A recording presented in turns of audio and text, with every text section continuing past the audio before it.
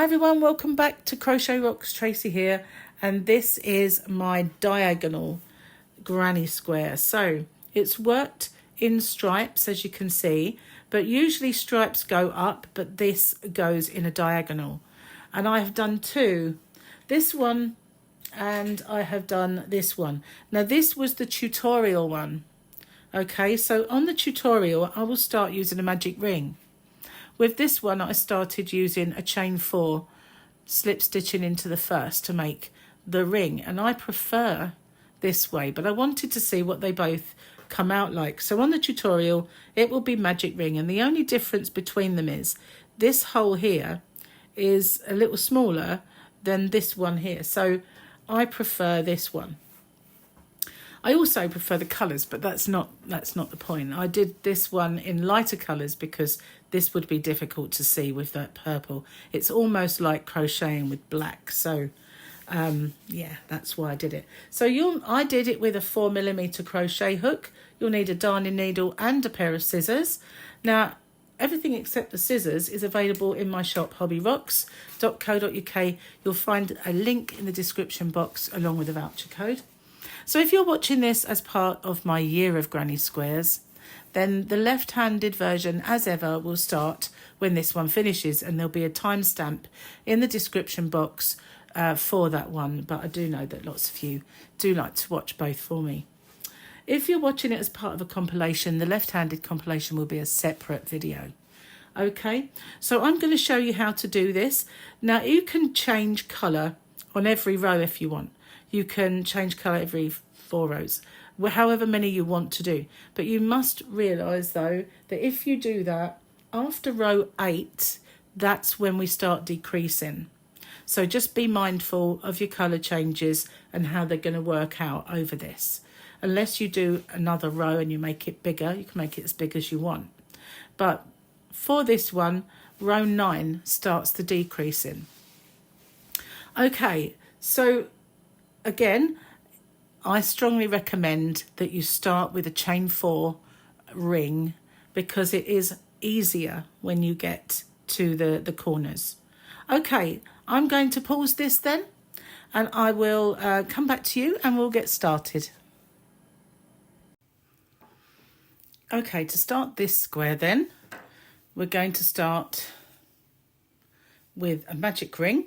And I'm going to show you how to do mine. If you haven't seen it already, it's very easy. We just make a loop, we insert the hook, bring the yarn through and make 1 chain, and you've done it. That's all there is to it.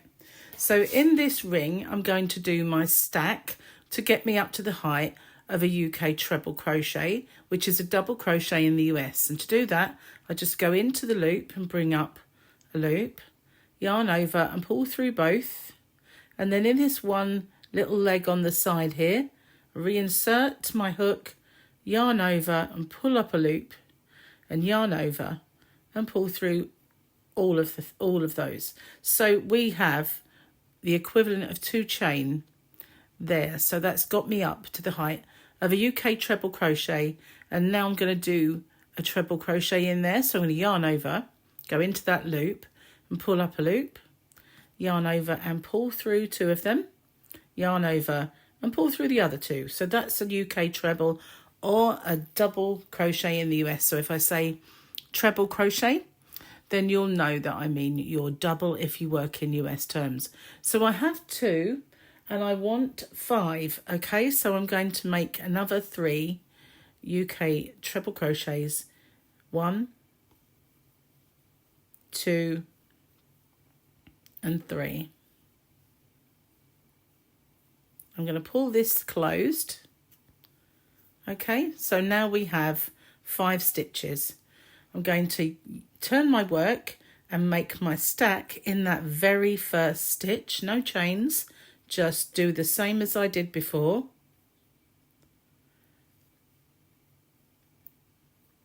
Now in between my first 2 stitches of the previous row, so I've got this one here, I'm going to place 3 UK trebles, just like any granny square.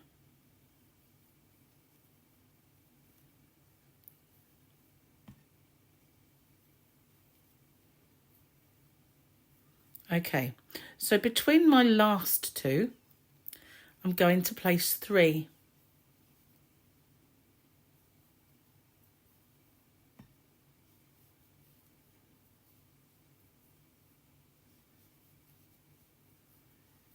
Okay, so now I want to put 1 in the top of my stack there, which gives me those lovely 2 loops to go in. And we have got what the equivalent of 4 each side. I'm going to turn my work and I'm going to do my stack in this first stitch,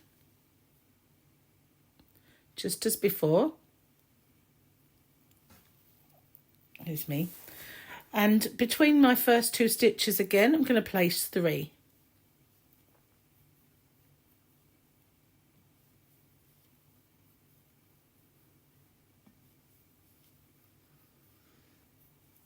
And now we have a space. We're going to place 3, just like any kind of granny square segment. And in between my last 2, I'm going to place 3. Nearly there.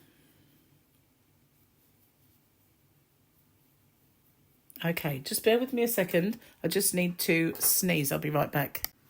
Sorry about that. Okay, so now I'm going to do my last one into my stack, which you've got this lovely 2 loops to go into, but I'm going to finish that stitch in another colour. So I'm going to go through 2 and stop there.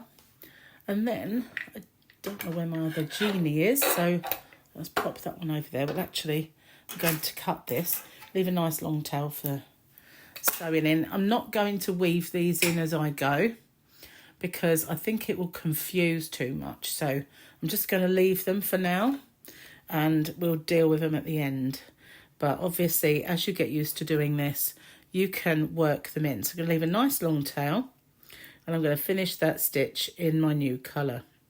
Okay, so because I've changed colour, I'm just going to do a chain and cinch it down so it's practically non-existent, okay? Now I'm going to turn my work, and people always ask me why I turn my hook, because I just feel like it's not facing the right way. It's just a personal thing. So in my first stitch, I'm going to do that stack. Just the same.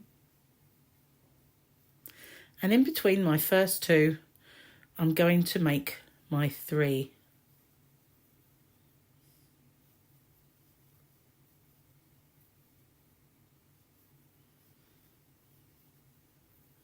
And then in between my clusters, whoops, it does help to take it with you, I'm going to make my 3s.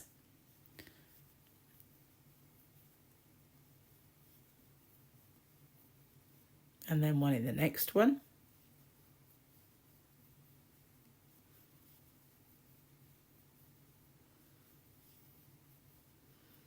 Between my last 2, I'm going to place my last 3.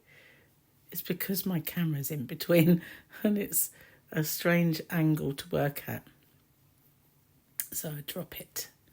Okay, and then 1 in the stack to give me my nice straight edge.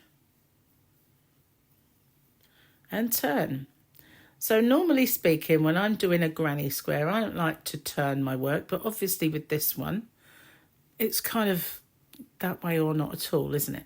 So again, make the stack in the next stitch. Between the first 2, we do our segment of 3.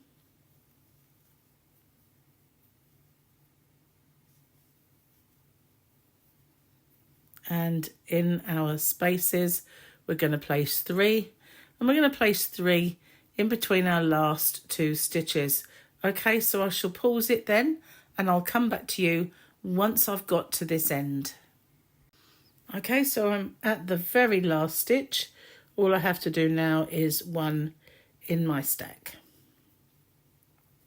So I did 3 rows along here. This is a granny square and I can't call it around. That's crazy. But I did 3 rows. So I'm going to do 1 more row of this colour. Now it is a little bit thicker, this yarn, so it might look a little more. So I'm going to do my first one as always, as ever, the stack there, and 3 in between the first 2.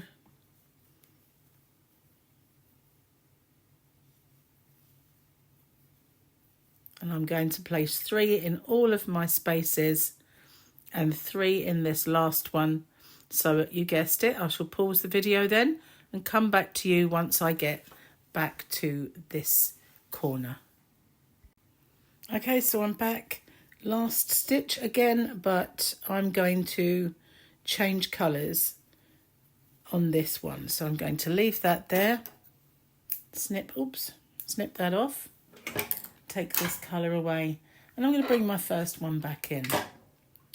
And it is a variegated yarn, so it will change to a kind of a greeny colour now. And that may or may look good. We'll see. I'm going to finish that stitch with my new colour. Because it's a new colour, I'm just going to pull it down. That way I don't have to tie this in a knot. Not for now anyway. So I'm going to do my stack as my first stitch again. Ordinarily I would have worked over the tails and stuff, but I don't want to confuse anyone here. So in between my first 2, as always, my segment of 3.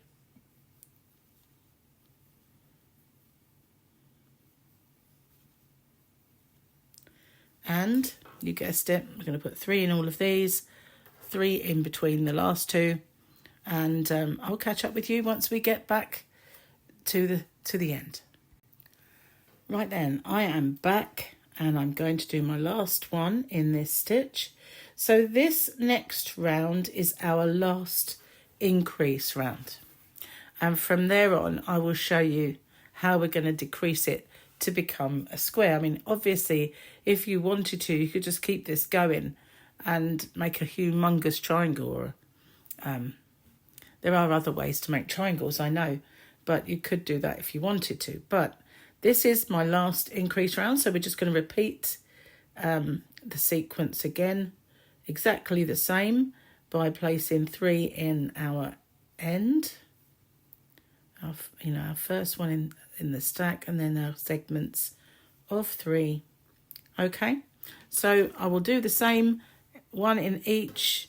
I'll catch up with you once we get back to the last stitch. Okay, so in keeping with the pattern, we have one more row of this variegated yarn to do. So I'm going to do my last one in my stack there. Turn my work, and I'm going to do my stack in this stitch as always. And now we're going to skip this part. We're just going to do 3 in our first cluster.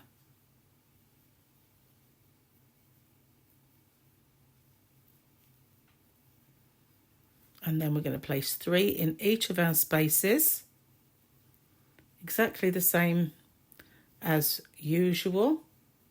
Okay, but I will meet up with you once I get back to this space here.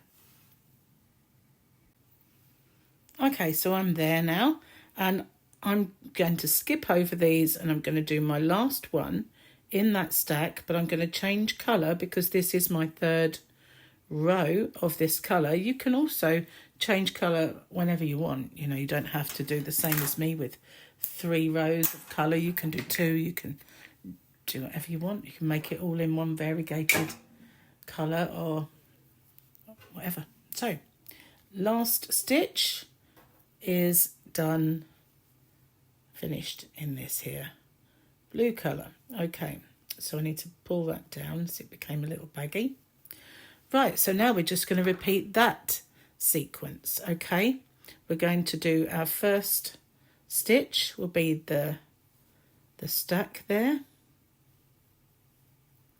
and we're going to skip these stitches and go straight to our cluster.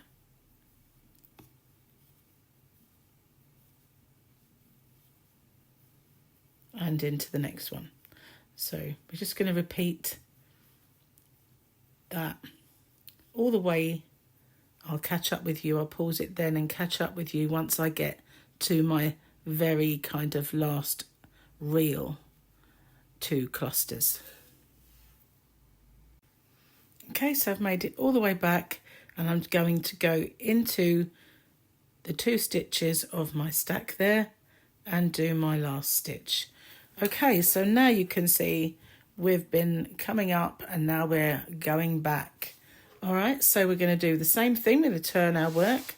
First stitch will be the stack. Whoops. It's hard when you've got a camera in between, puts you off a little bit. That didn't go according to plan. I'm going to do that. It's split. Oh my. Okay. Just want to hold it properly. Okay. Get that stack done. That's better. And we're going to skip over these and straight into our spaces. We're just going to do that the same as before, repeating that round. And when we get to our last, between our last 2 proper clusters, I will meet you here. Okay, so here we are, last 3.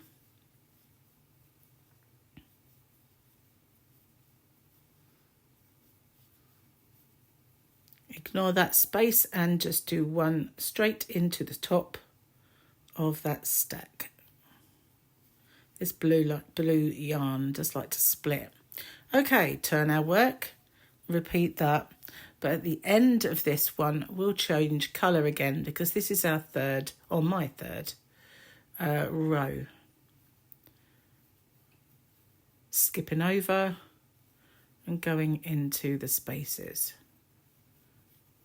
Okay, so this one's just a repeat. I'll catch up with you at the end of this row and we'll change our colour. Okay, so I've made it to my very last.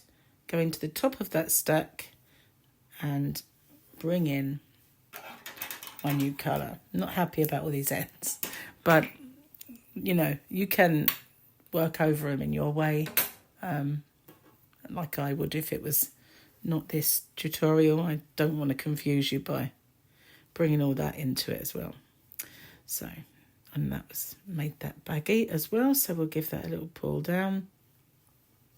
We'll turn and we'll do our stack in that first stitch. And now we're going to go 1, 2, 3 segments and end our row exactly the same. So we'll do that. I'll pause this video and I'll catch up with you once we get to the end of this round row. Okay, so here I am. Done my last, and I'm going to go into the top of my stack if I can get my hook in and complete my last stitch. Turn my work, and now every time we do this we have 1 less to do. So now we've just got the 2 sets of 3. Might as well stick with you.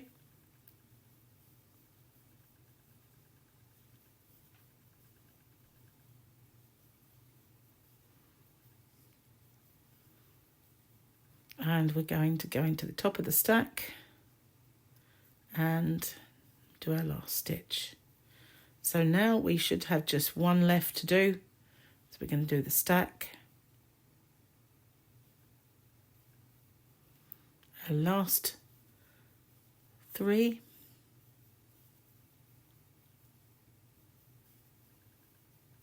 And then into the top of our stack for our last stitch.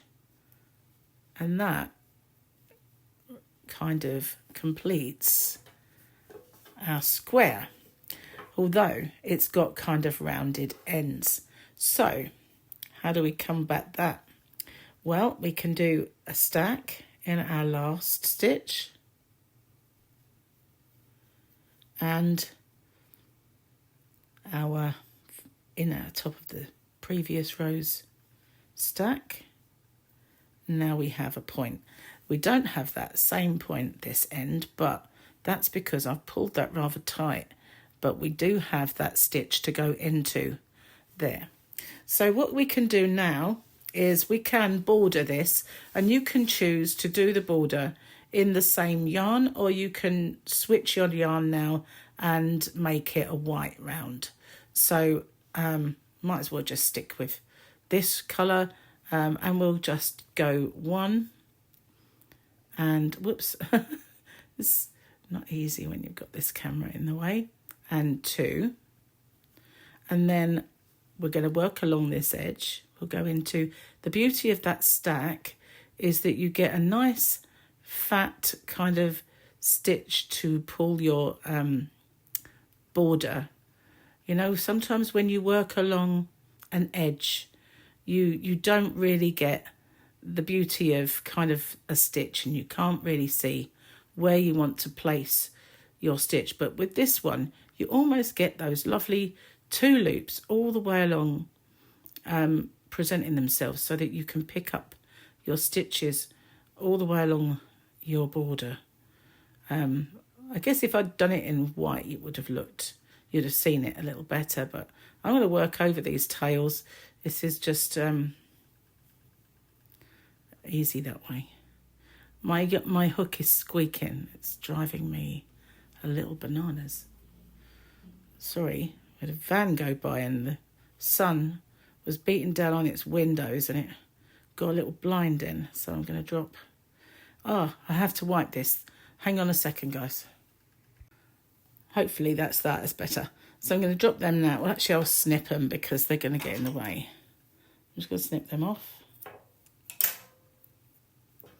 Okay. So now I'm kind of at the corner. So I'm going to place 1 here. And now I'm at the corner stitch exactly. I'm going to do 1 and 2, well, 1 chain, sorry, and another stitch there. It's going to turn the corner for me. You want to make sure you go in every single stitch all the way along.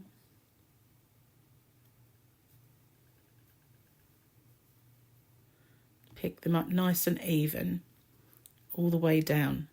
And I'm going to work over the tails as I go. I want to get in there. It's where I've changed colours. It can sometimes be a little trickier.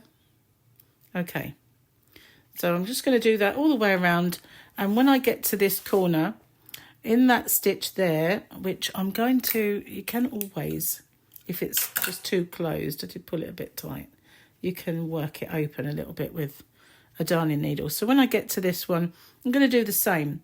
I'm going to do 1 UK double crochet, which is a single in the US, a chain and another one, and then just carry on working over every single tail as I go. Okay, so I'm going to do that all the way along this edge as well.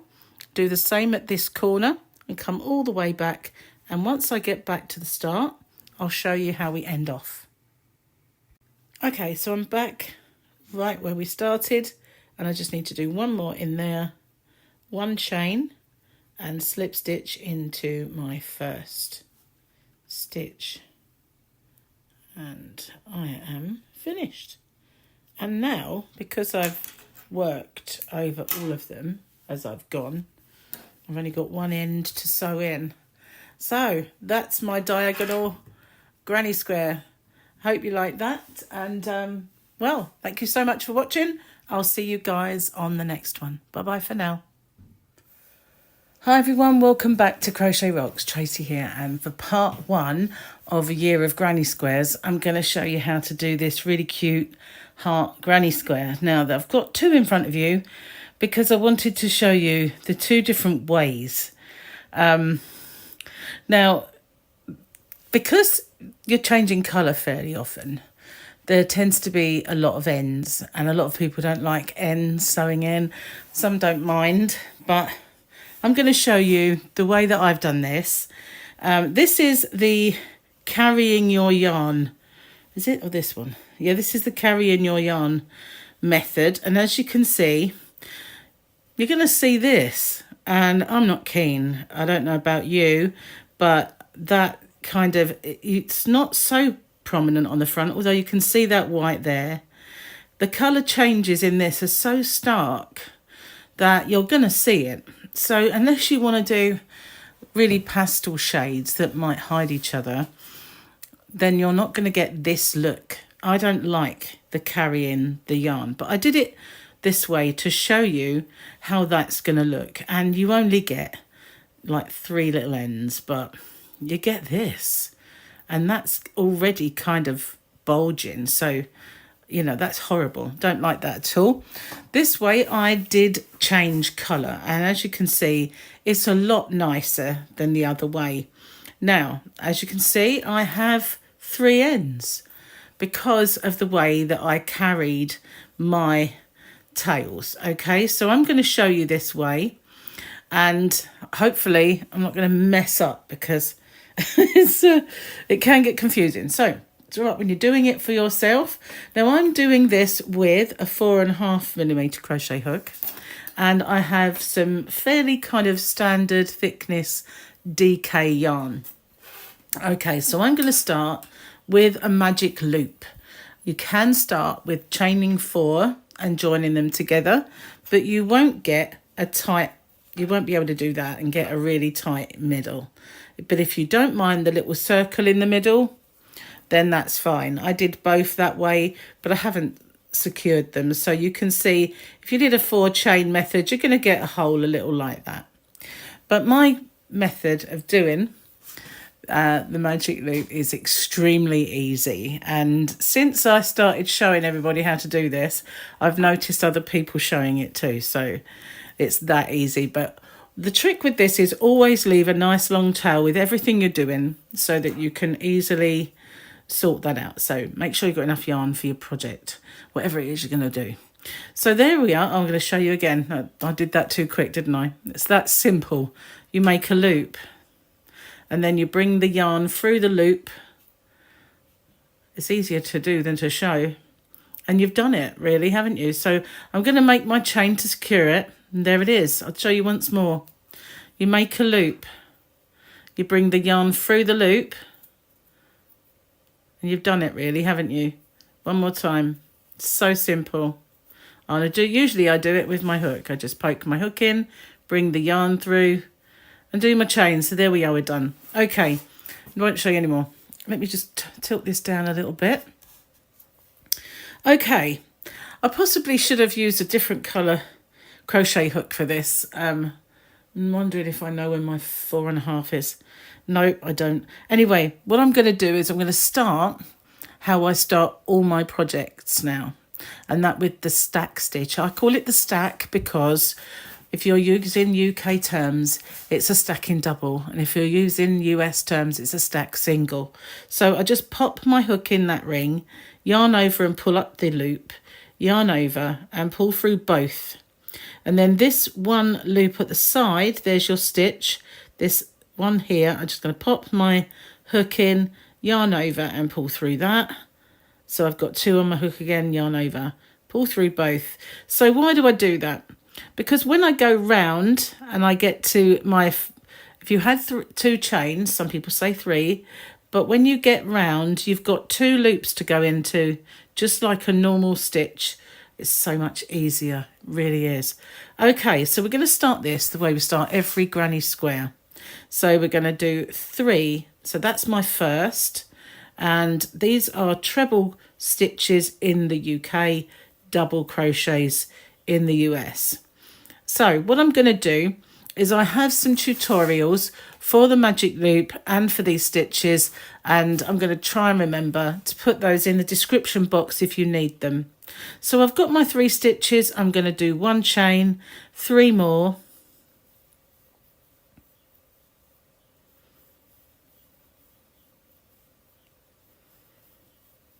and then 1 chain. So I want a total of 4 segments. These are my segments, and I want 4, or clusters or shells, whatever you usually call them. So this is my 3rd one. If I go too fast for you, please just pause me and catch up. I know that we don't all crochet at the same rate, and I want to make sure I get this boring bit out the way for you.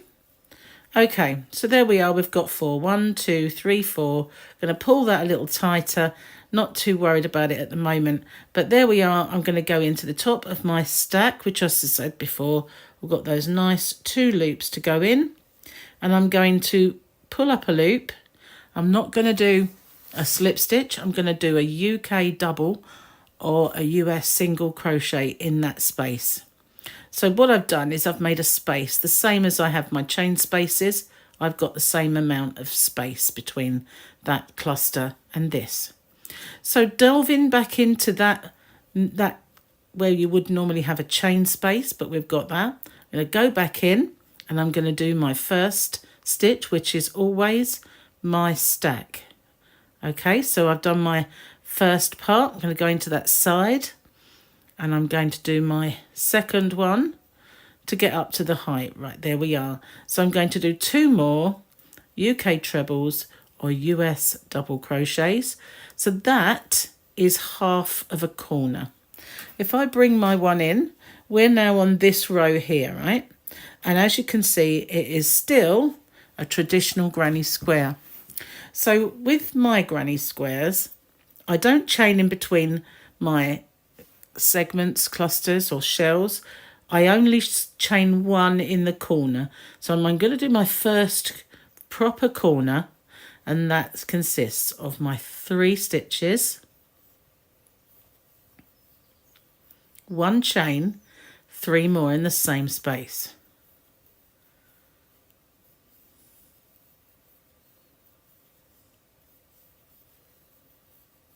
That's my first full corner. This one's half. Go into my next space and I'm going to do another full corner, so no chain between.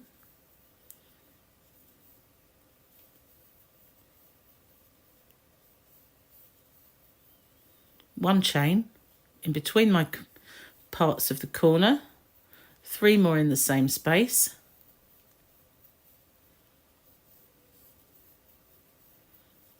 Okay. And then I'm going to do another full corner in this one.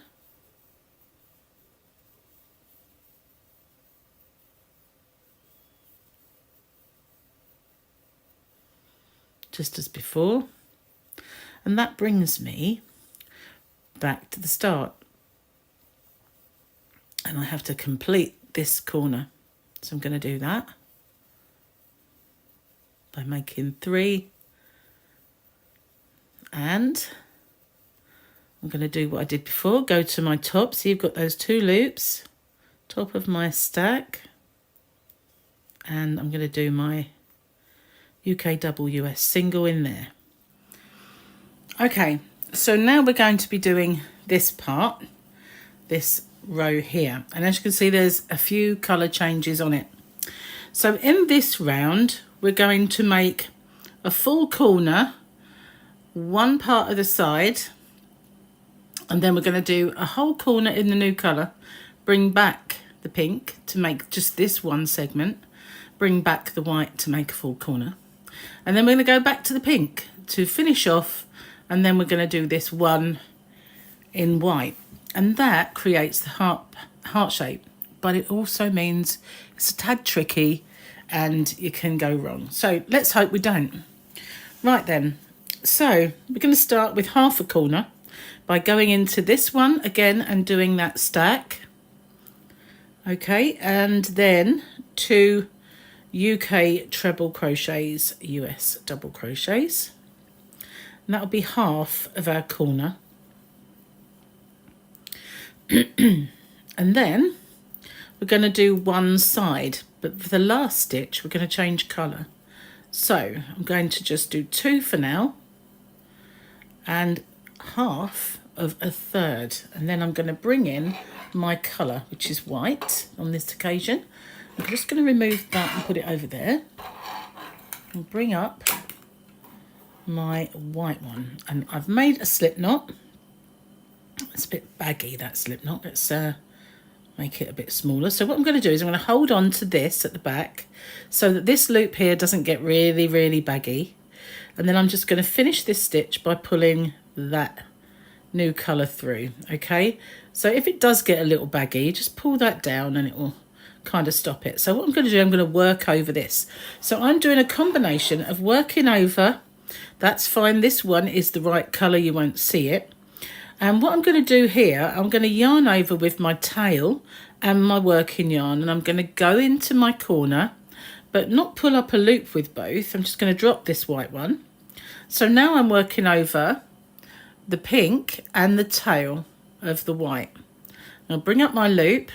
Now it looks like I have 4 loops on the hook, but this one is just the loop and the tail. So I'm going to yarn over and go through all 3 of those. Finish my stitch by yarning over and going through both. Now this one, as you can see, if you pull it tight, it does disappear. So if it gets a little baggy, that part, just do that. Now we're going to work over the tail and the pink by completing a full corner.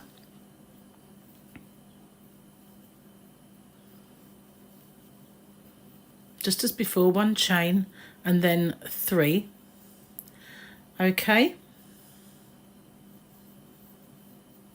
But we only want the corner in the white, so I'm going to, on the last stitch, I'm going to just do 2. So what we're doing this part, okay? So I'm going to drop this white now under there, right behind there, and I'm going to finish that stitch in the pink. So you can give it a little tug, make sure it doesn't get too baggy. Okay, now I'm going to cut this off because I need to bring that back in a minute. I'm just going to take that down and bring this one back up again. Right, so I'm not going to work over those white tails because that's why I don't like the look of that. Okay, so I'm going to do, we're now coming back. So we've done we're here. Right, so we've got half a corner and we've just done that. So now we're going to just do this one segment in our pink, just the one. See, it's easy, I know, if you wanted to just work over those colours, but you get those quite nasty transitions. We're changing colour, so we're just going to drop that. I'm going to bring the white back. I need a little bit of yarn off of there, I think, so it's not quite so stiff. Bring the white back. Just going to make a slip knot. Nice long tail, just in case you do want to sew it in. You can just snip it off. My fingernails are too long, guys. I'm going to have to cut them. They're actually hindering me now. I keep meaning to cut them, but I can't find the clippers. Okay, so I'm holding on to that again, so it doesn't make that all baggy. And I'm going to bring my colour. Now I'm going to do that full corner again. So I'm going to work over this pink. I'm going to bring both my colours, both my tail rather, and my working yarn. And then I'm going to drop that. So I'm working over the tail and the pink.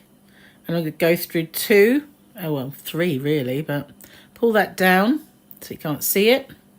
And now I'm going to complete that full corner again in this white.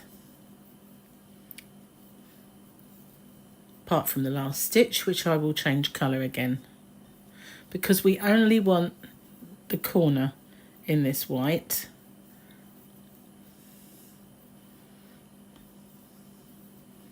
Okay, so now I'm going to drop the white and without tangling my yarns up, which is the major feat, I'm going to hold on to this so it doesn't make it baggy. I'm going to bring my colour back. Forget the tail now, you've worked over it. Just move it out of the way. That's the working yarn. I was holding that, it just dropped. So I'm going to finish my stitch with that colour. So now we've got what looks like ears. And I'm going to do my side. I'm not working over any tails now. And then I'm going to do a full corner in the pink.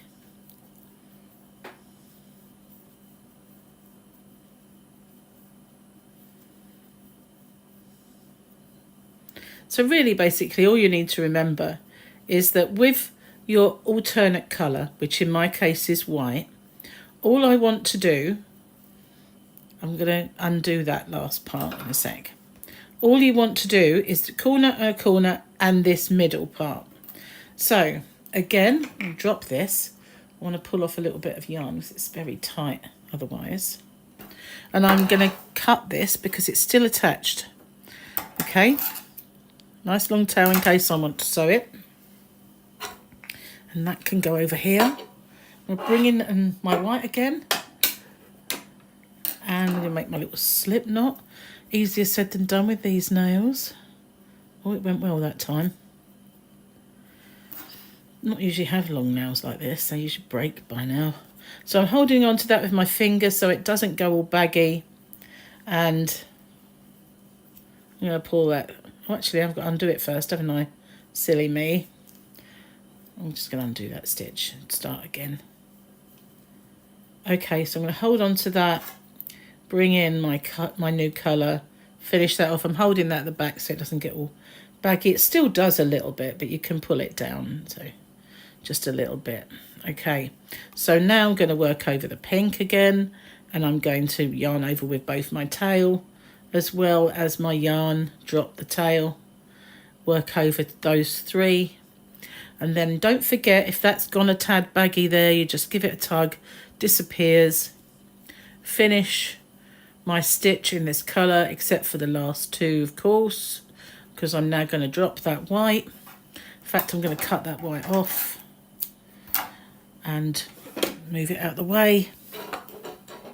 Bring my colour back in. There we go. Okay, so I'm going to hold on to that because it's become baggy. See, you only have to do this to get it back to normal and finish off the stitch. And then we complete the corner.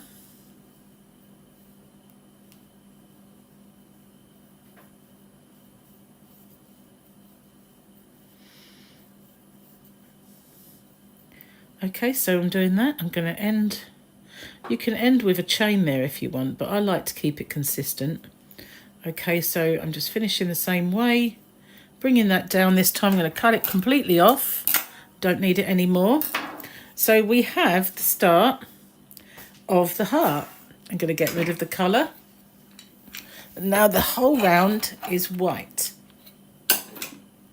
Now remember I said didn't have all these tails? Well, that's because I've worked over these ones, so I'm just going to chop them off. Okay? They're gone. I've worked over these. So I'm just going to chop them off but if you wanted to sew them back through, just to make sure, you can. Now I've worked over these, but not very far. There's only been this part. So what I'm going to do is I'm going to work over that in this round. I'm going to join my yarn at any corner, but I'm not going to join it at this one because I already have a tail to work over. So I'm going to work over it there. Okay, so as I've been doing a slip knot, I'm going to carry on and be consistent and do a slip knot there.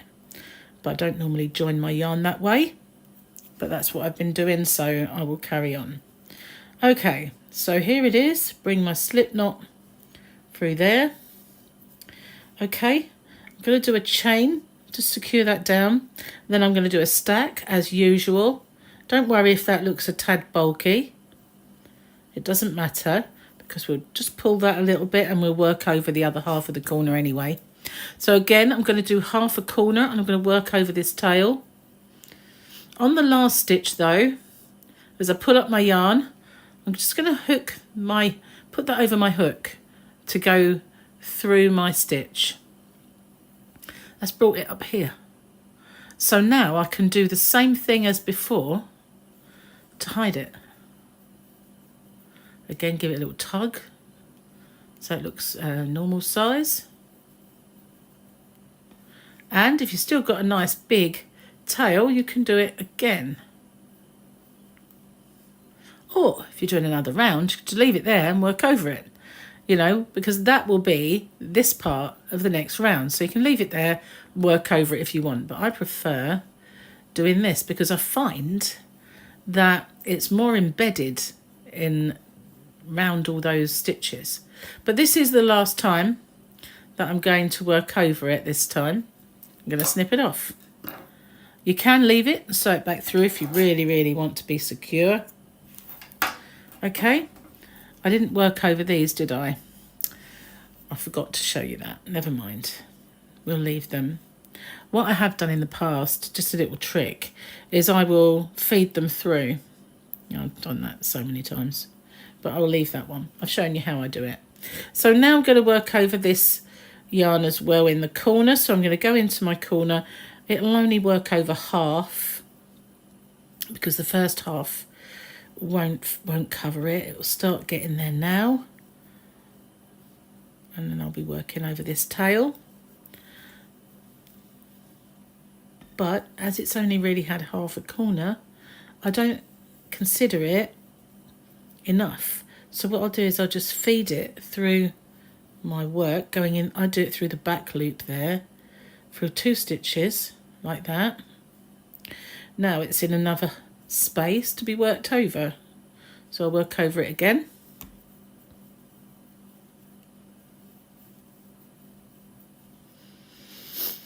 And I can do the same thing again if I want to.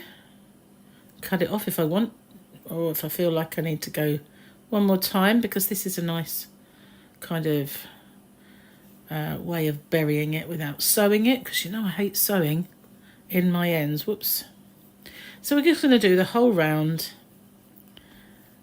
I mean, some people might consider this is just a bit of a faff, and it's much easier to just cut or sew them in rather.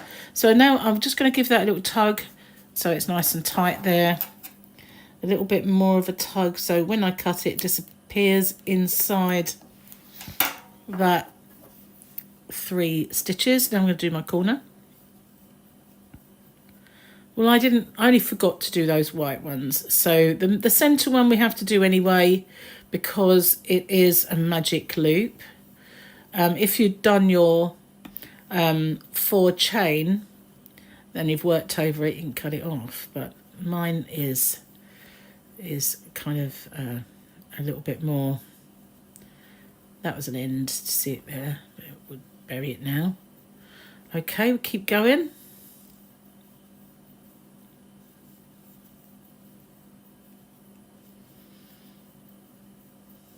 Go another corner, all the way around.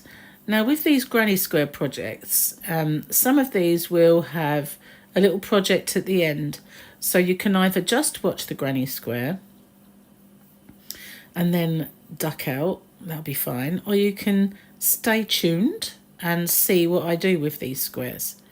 So and then there's at the end of the year, because this is a year of granny squares, what I intend to do then is all those squares that are the right kind of square, going to make them all the same size, say a 6-inch for instance, and then I'm going to make a blanket with them all, just a big blanket. Right, so we're back at the start again. So now we have our heart, there it is, and we've got this one.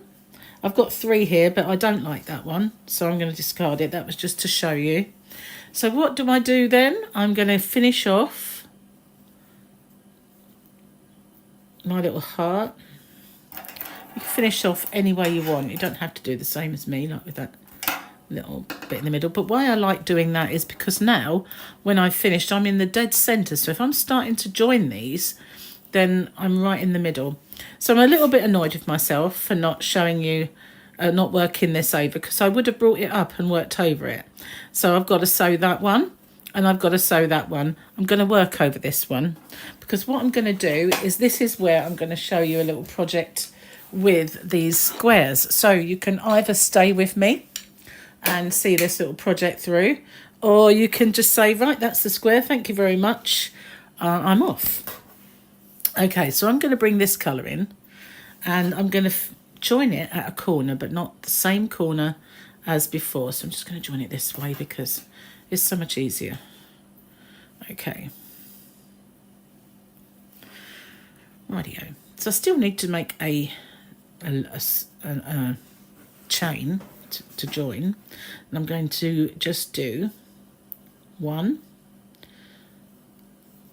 2 in that corner, UK double crochets, which are single crochets in the US. So I'm going to pull that aside, and I'm going to go into my first stitch, work over this tail, and I'm just going to do a UK double or US single in every single one all the way along this side. So I've only done 2 here. There's a reason for that. It's half a corner. I know 3 is not, you know, but it does work out. I've done it so many times. So that's half a corner. So I'm going to go around this one all the way. It's working over the tail as I go. For some reason my wool genie is stuck. There we go. It's pulling out yarn now. It's spinning like a crazy thing now. Okay, so I'm going to carry on until I get to the end. So I'm going to do 3 in the corner. Okay, and then I'm going to do 1 in every single one all the way along this side, and that is a tad boring to watch, I know. So I'm going to pause the video, and what I'm going to do is I'm going to do 1 in each one across. I'm going to do 3 in the corners, and I'm going to do that all the way along, and I'll catch up with you when I get back to the start. Okay, so I'm nearly there. Once I got to that corner, I started to work over the tail, the white one that was in the corner there. So I just wanted to show you that. So I'm making my way to the end of this row. So as I started, I just did 2 in that first corner. Okay, I think I've worked over enough of that. I'm going to get rid of that because it's going to get in the way. Right, that side. Okay, so I'm back at the corner. I'm going to do my 3rd stitch for the corner, and then I'm just going to slip stitch into the first one, so it does bring you straight back to the middle again. Okay, so now I'm going to leave a tail and chop it, because I need to do the same thing to the other one. Okay, so I'm going to do that. Once I've completed the border on this one, I will come back to you. Okay, so I got to the end. Now I'm going to leave a really, really long tail because I'm going to sew these together. And I would normally maybe crochet them together, but I'm going to sew them together. So this time I'm going to end off leaving this lovely big long tail. Because I didn't, if I crochet them together, they're going to be very bulky. But the first thing I'm going to do is get rid of all these tails. So the centre one, it needs to be, this horrible needle, isn't it?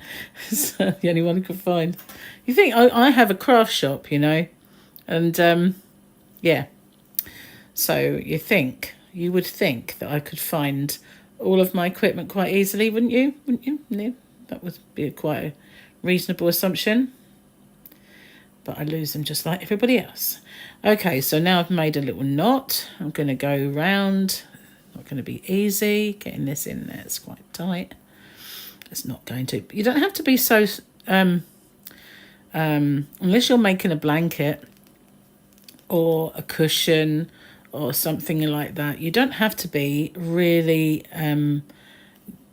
what's the word I'm looking for? Neat, that's the word, with this, because it's going to be hidden on the inside, because I'm going to make a little gift bag, especially if you're, as it's hearts on it.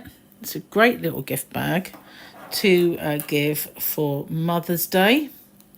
I'm going to leave those until I've found my other, but I just wanted to show you that centre one because you need to secure it. So I secured it with a little knot and then sewed it in round and round and round. So this one I'm going to ignore for now because this is not the greatest needle. Oh, I don't know where I've put it, you know. But at least it's easy to see, and we're going to go through quite a few stitches. So what we want is them the right way round and back to back. So as you can see, we have it's not really the corner that I wanted to go on, so I'm gonna have to go the wrong way. So they're both facing the right way out, and what we're going to do is we're going to go through. See, we're right in the center. We're going to go through the corresponding stitch on the other one. There we go. Okay, so I want to leave a little bit of a ridge, so I'm not going to do this in an invisible way. I'm just going to go back and forth, because I think if I did a slip stitch, it's going to make too much of a fat ridge. That's the end. We're going to ignore that. And I didn't want that, but I wanted a nice ridge. So I find sometimes when you do sewing, it's still a ridge, but it's not bulky. Not like if you were doing a slip stitch, because you've got extra stitches there that are causing that to be a bit more bulky. So we're just going to go all the way around this project, but leaving the top. So we're going to go around this edge, and we're just going to sew it back and forth all the way across there, and then all the way up, and we're going to stop when we get to here. And it's going to leave this quite a cute little kind of ridged top, or edge to it, should I say. Just going back and forth. With the same colour yarn, you're not going to see it. And incidentally, this is how I join my cushion at the bottom. Not what I normally do with a cushion is I'll do a slip stitch join all the way around, and then leaving the bottom so I can insert my cushion, and then I'll sew it like this, but I'll leave a little bit that I can see where it is, so that if I kind of pull it apart, I can see the stitches, and then I can just snip that part and take it out completely, take my cushion out so that I can wash it, wash the cover, and then I can just sew it back again when I put it back on. That way I don't need to put a zip in and buttons and all that stuff. Prefer just to sew it in, but you can leave it, or you can even use a slight shade lighter. Won't really notice at all. So I'm just going back and forth, sewing that together, and it is leaving a ridge, but it's not really altering the appearance, which I think a slip stitch join would do. So this is going to be a bit boring watching me do this, so I'm going to carry on. I'm going to go around this corner. I'm going to go all the way along here, around that corner. I'm going to stop when I get there. So I'm going to pause it then, and I'll meet you when I get to this point here. Okay, so here I am. I'm all the way. And so if I was to open this, you could see it's a little open. So I'm going to just do an extra kind of stitch to secure that there. Okay. And I don't really want it to be too tight. Pulled a little tight there, so I'm going to go inside here. I need to don't go through the same part or it will undo it. Just going to take that on the inside. Okay. I'm just going to make sure that that is kind of closed. Don't want it to gape. Let's go over it a few times. So how I did that knot before was it's a similar way. Just go through the loop that you've made, pull it tight. Oops, not knock the camera at the same time. So now I'm just going to trace this back down to make sure that didn't come through. No, it didn't.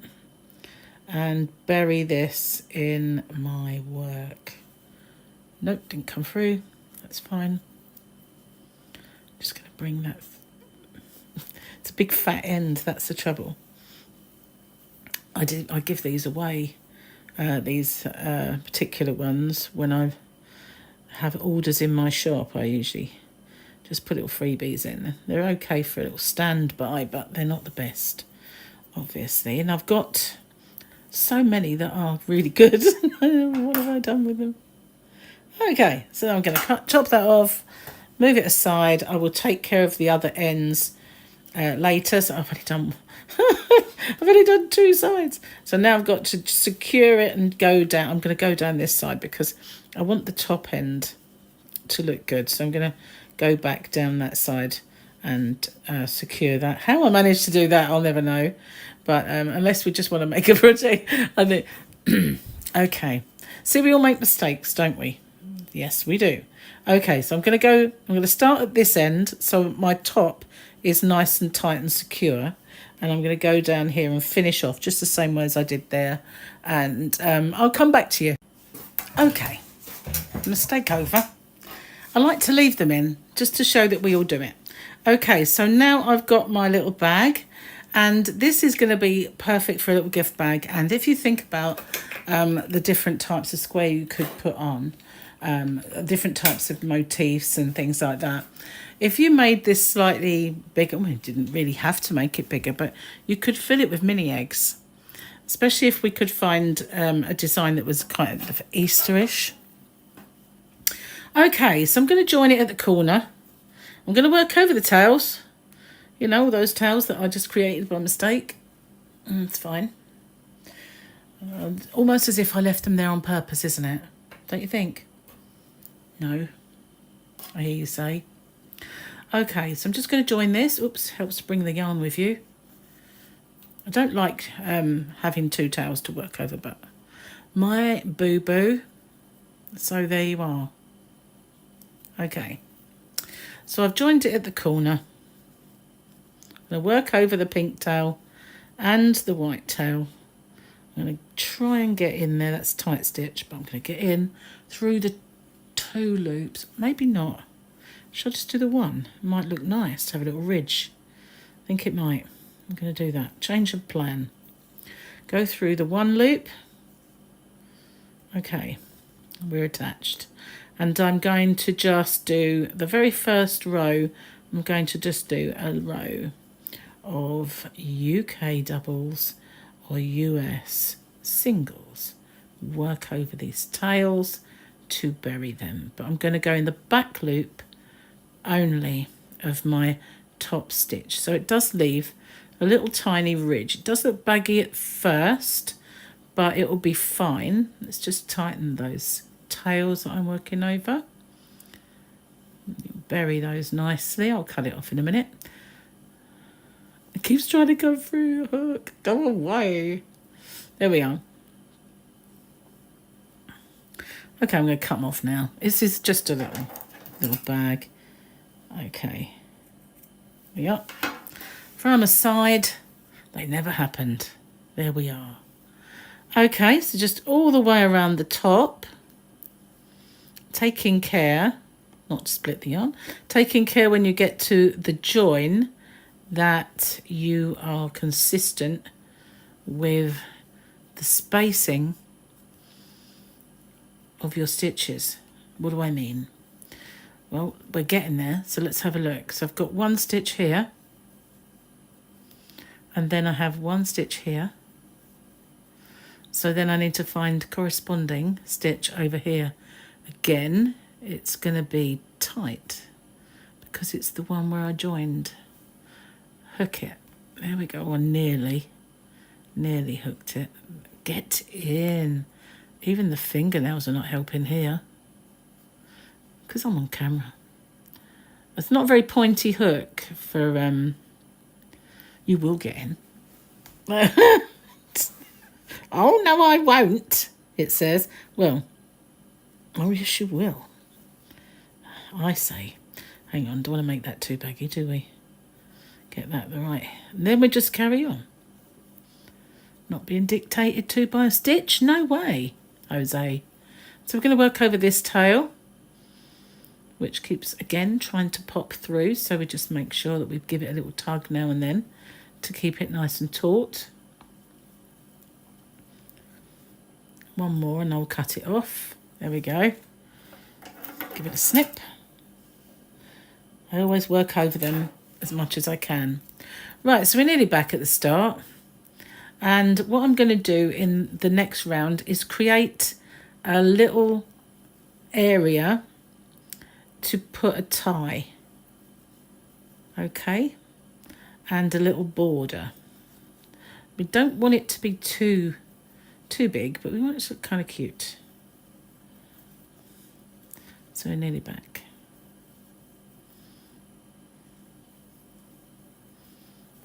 There we are, the last one.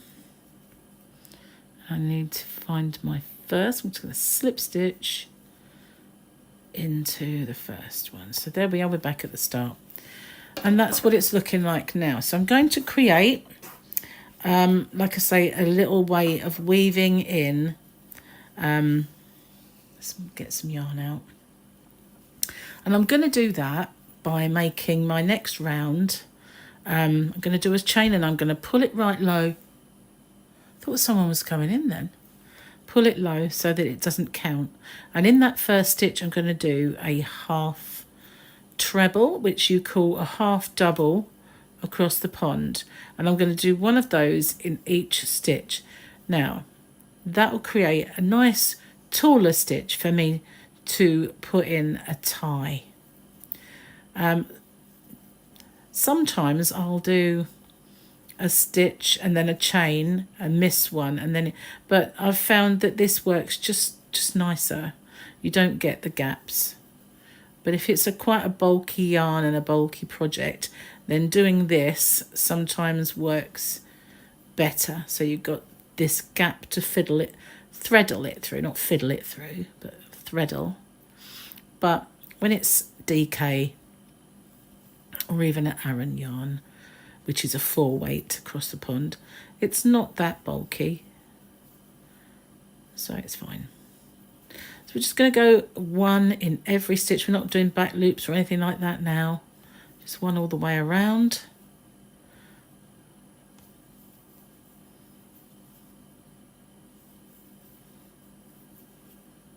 I should have paused it, shouldn't I? It's a bit boring. Shall I pause it? Yeah, I've still got a way to go. So I'm just going to pause it then, and I'll catch up with you when I get back to the start again. Okay, so I've made it all the way around. My last stitch there. Just going to join it with the slip stitch, because remember, my first stitch was a proper stitch. Okay, so now it's looking like this. I'm going to do one more row. So what I'm going to do is one more row, but I'm going to do as a picot stitch rather than just an end off. So I want it to have a nice little frill. So I'm going to chain 3, and then I'm going to insert my hook into the first chain, and I'm going to yarn over and pull up a loop, and then I'm going to yarn over and pull through both of those. I'm going to skip one, and then I'm going to slip stitch into the next stitch, and that makes this little picot. I'm going to do that again. Chain 3 into the first one, yarn over and pull up a loop because I've got 2, yarn over and pull through both of those, skip one, and then go in the next one and do a slip stitch. I'm going to do that all the way around. So chain 3 into the first chain, pull up my loop, pull through both of them, skip one, and slip stitch into the next one. So when you're going round, sometimes you get round and you don't have enough. It doesn't work out, your stitches. And if that's the case, you can easily just do this. You can easily just, if you kind of skip an extra one in a space every now and then, I can make it a little bigger, a little tighter. It doesn't look too bad. So you can hide it if you're creative. Try and do it at a corner, because in the next round I'm going to show you how to make the tie, and it will pull it tight. So all of that will just look like a frill in any case. But that's how, if it were me and I ended up with one extra stitch, that's how I'd work it.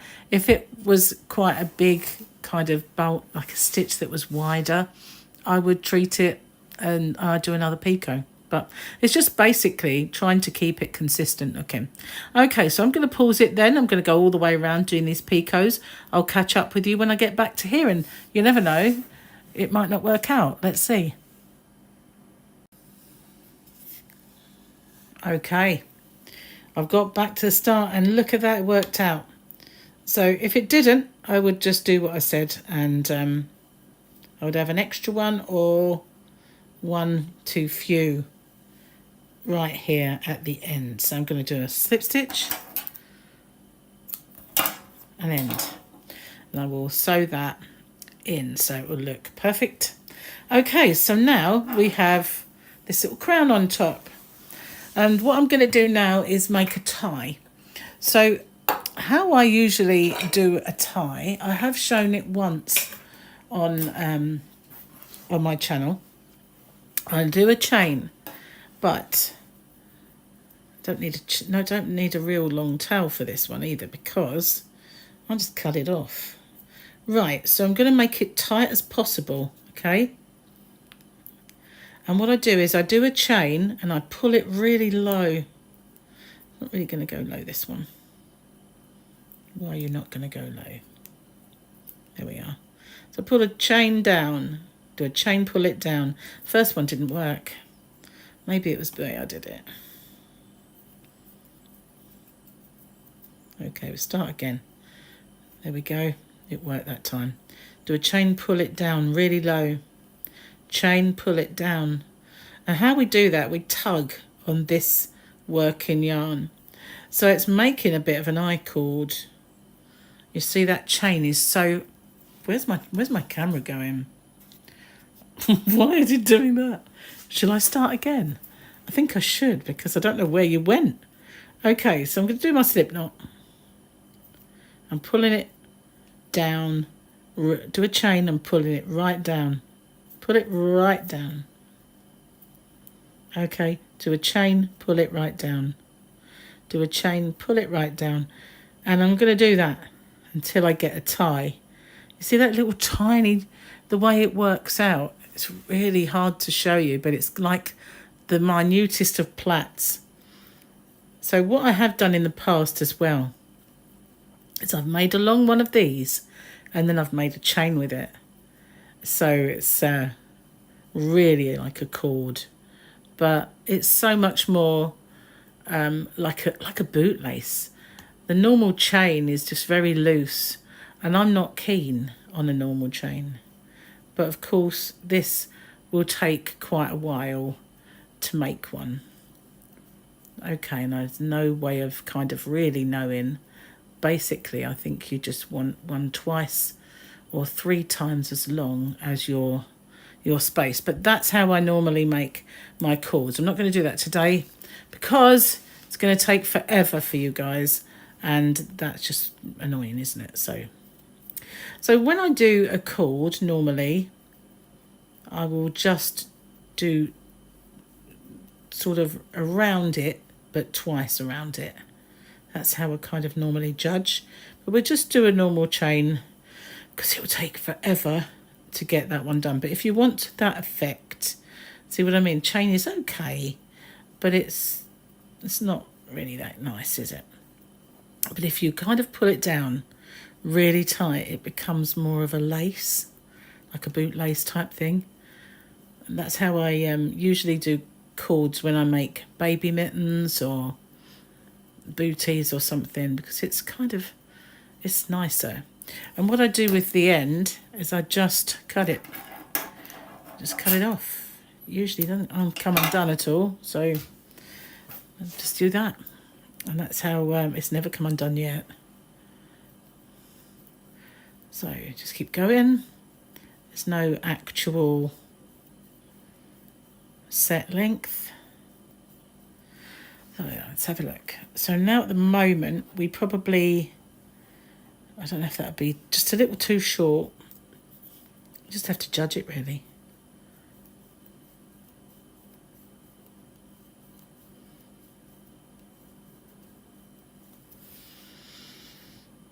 If you imagine it, I think that's about right now. So I'm going to cut that off, pull it through, and I'm not going to cut it off yet because I want to bring in my needle because it's easier to weave it in with that. Okay, so let's move all this out of the way. Now we want to get to, I'm going to obviously tie these in. I want to get to kind of the middle, so we look up here and it's about there. So I'm going to hopefully go either side of this, but I'm just going to go in and out between my half treble crochets, and that way you still get that effect without the hole, but See, it's going to look nicer, I think, to leave. Hope I've done it long enough. If not, you can always make another one. Just judge it, really. It's all you can do. But it is just a simple little tie, so just pull it in and out. But by making it in the contrasting colour, I think it looks quite cute.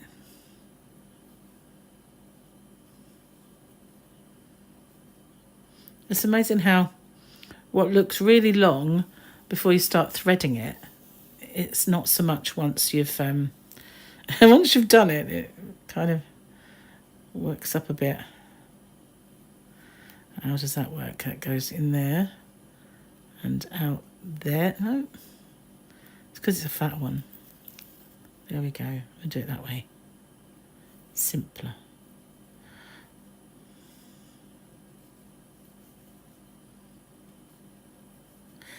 Okay, there we go.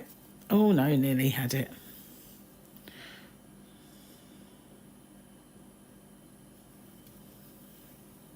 Okay, so now I can get rid of that end. Pull it as tight as possible so it's really tight. And just snip it off. Okay, and then we have a little tie which we can pull it tighter and just do a little bow. There we are. There it is. How cute is that? So if you wanted to, you could make this bit longer. I didn't want to make it longer, which is quite cute as it is, but if you wanted to, you could do another row of UK double crochets or US singles if you wanted to have that a little bit looser. Don't have to pull it quite so tight. But yeah, that's my little bag. Isn't that cute? Super cute. There we go. Okay, well, I hope you enjoyed this part one of a year of granny squares. There'll be lots more projects coming. But yeah, I think that'll be nice. If you kind of make, say, for instance, like Mother's Day presents or teacher presents. It's moving again. Why are we moving? This camera's having a bit of a funny 5 minutes. But yeah, little presents or little bags to put a little present in, or Easter eggs for a friend, or, you know, like kids' friends and stuff like that. I know a little girl's probably going to want this. So, yeah, I'll probably have to make another one as well. Thanks for watching. If you haven't already, don't forget to hit the subscribe button and the notification bell. And I'll see you guys on the next one. Bye for now. Hi everyone, welcome back to Crochet Rocks. Tracy here, and this is another square tutorial. So this one is the circle into a square. Now I've done a variety of these in different ways, but this one I have chosen for this DK weight yarn, and I've gone for very Christmas colours this time around. So it's made, as I said, with DK, but you can use any yarn as long as you use the right corresponding crochet hook. You can up that to whatever you want it to be. I've chosen to do a magic ring, but you can start with a chain 4 if you wish, but my magic ring is very, very simple. Okay, so I've chosen green and white. I've got a 4.5 millimeter crochet hook, scissors and darning needle, because you will have a few ends which you can either work over or just sew in. There's not that many colours, so it's fine.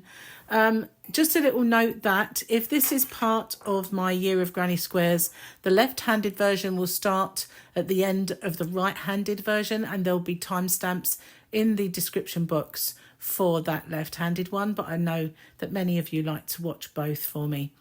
If this is part of a compilation, obviously the right-handed version and the left-handed will be separate compilation videos. Okay, so let's clear this away and we'll get started. Okay, so to start this square then, I'm going to use a 4.5 millimeter crochet hook. I've got my yarn and I'm going to make a magic loop or a magic ring, magic circle. I've heard them called all of that. And if you don't like them, I know some people like to chain 4, make it into a ring and work over the tail to pull that tight. But I'll show you my method. It is the simplest you'll ever see. And it is just to simply make a loop. You can pull it through with your finger, But what I like to do is insert my hook, grab that yarn, pull that through and make one chain. So I've left an ultra long tail there. We'll do it one more time. I want to leave a long tail, but not one that big. So I make a loop, insert my hook, bring the yarn through and do one chain. Nice and simple. Okay, so in this ring, I need a total of 12 UK treble crochets. That's double crochets in the US. So if I say UK treble and you work in American terms, you'll know that I mean a double crochet. But the first one that I'm going to do is going to be the stacked double crochet UK, which is a stacked single crochet. And to do that, I'm going to insert my hook, working over the tail and pull up a loop. Yarn over and pull through both of them. And in this one leg at the side, I'm going to insert, pull up a loop, yarn over and pull through both of them. So if you look at the side of it, it looks like two chains. And that's got me up to the height of a UK treble crochet. So now I want another 11 stitches. So I'm going to yarn over, go into that ring, pull up my loop, yarn over, pull through two, yarn over, pull through two, and that is a UK treble crochet. So now I have 3. I want a total of 12. So I'm going to pause the video and I will catch up with you once I have all my stitches. Okay, so I have my 12, just going to pull that tight, well, not too tight, but close it up a little bit. And now this V at the top here is the top of my stack. I'm just going to insert my hook and close that up with a slip stitch. Okay, so in that same stitch, I'm going to do another of those stack stitch. I won't call them by their whole name, just call it the stack from now on. Okay, so that's my first stitch.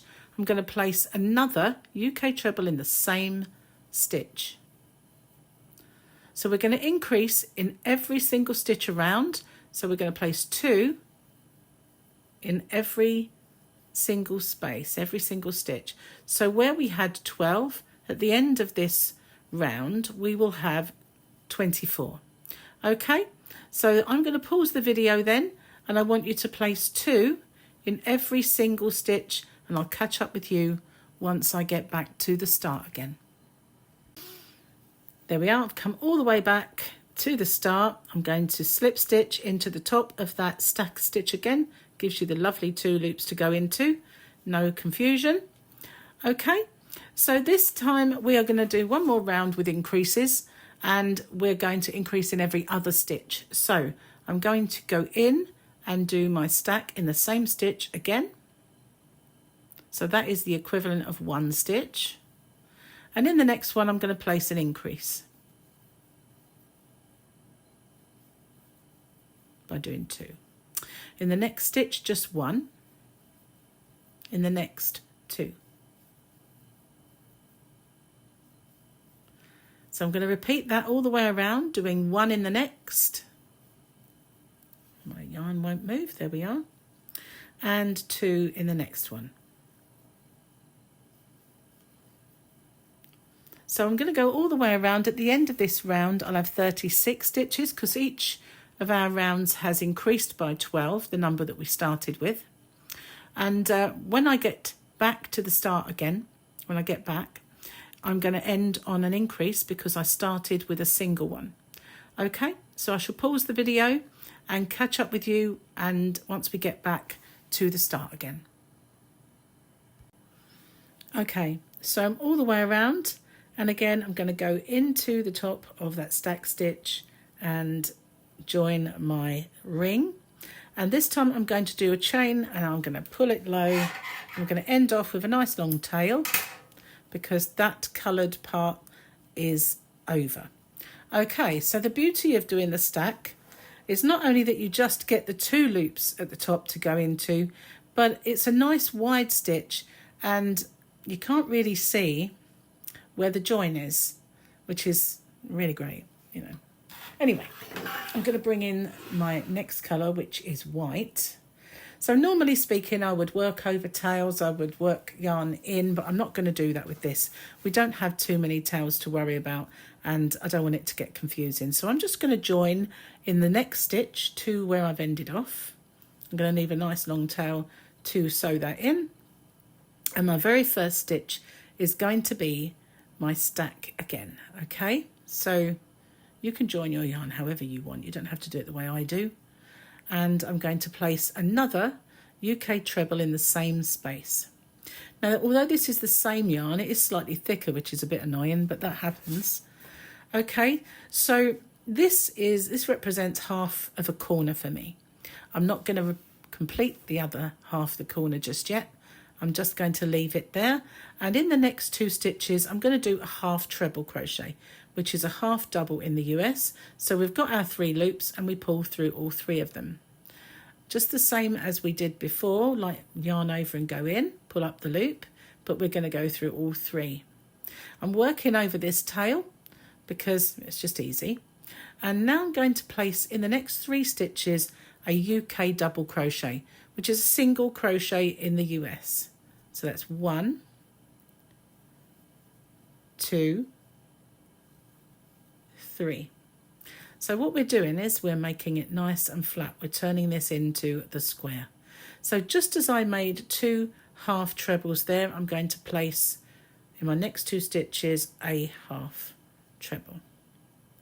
Okay, so now we're at the corner, and in the first of our the first part of our corner is in the next stitch, and I'm going to place 2 UK treble crochets in that stitch, and I'm going to chain 1, and in the next stitch I'm going to complete that and make 2 more UK treble crochets.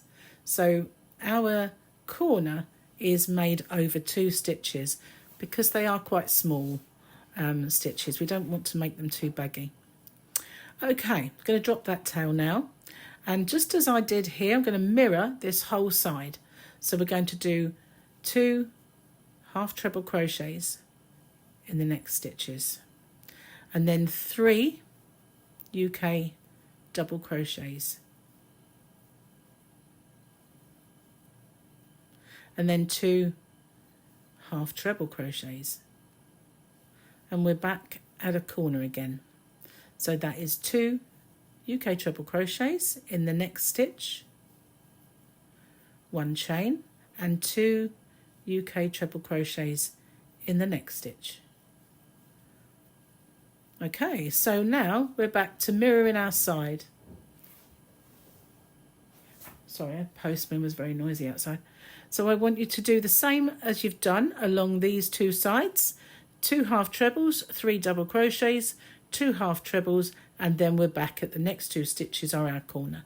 Okay, so I shall pause this then, and I'll catch up with you once I get back to here, and we'll finish off this corner together. Okay, so I've made it all the way back. Get that tail out of the way. Okay, so I'm going to complete. It's going to get hard to get in there, isn't it? Because it's tight. That's not really in. So what if that ever happens and you want to get in? Excuse me, just stretch in for my darning needle. And all we have to do is insert this darning needle into that stitch and give it a little wiggle, and then make it a little bit more inviting to our hook. Okay, maybe, we'll see. Can I now get in? Is it going to let me? Yes, it is. So I'm going to place my 2, which, let me get 1 in. Yep, there we go. 2 UK treble crochets in that space. Okay, so that will get hidden. That will be fine. So now I'm at the corner, and I don't want to chain because I'm in the center of my corner. And what I'm going to do now is I'm going to single crochet US, double crochet UK into the top of the stack. So I'm going to insert, pull up a loop, yarn over, and pull through. So now I've got the same space as I would have, and I'm in the dead center of it.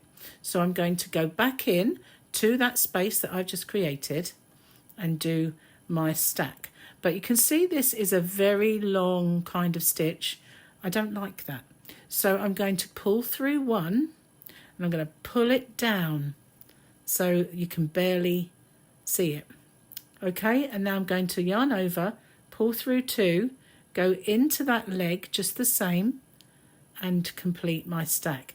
It's just because that long stitch didn't look good. So I'm going to place another one in my corner. So again, that is half of the corner. And then I'm going to place one UK double crochet in every, UK treble crochet in every stitch around. I wish we had the same names for our stitches, because don't you find it get confusing when you have to convert? So I'm going to place a treble in every single stitch all the way along my side until I get to the next corner.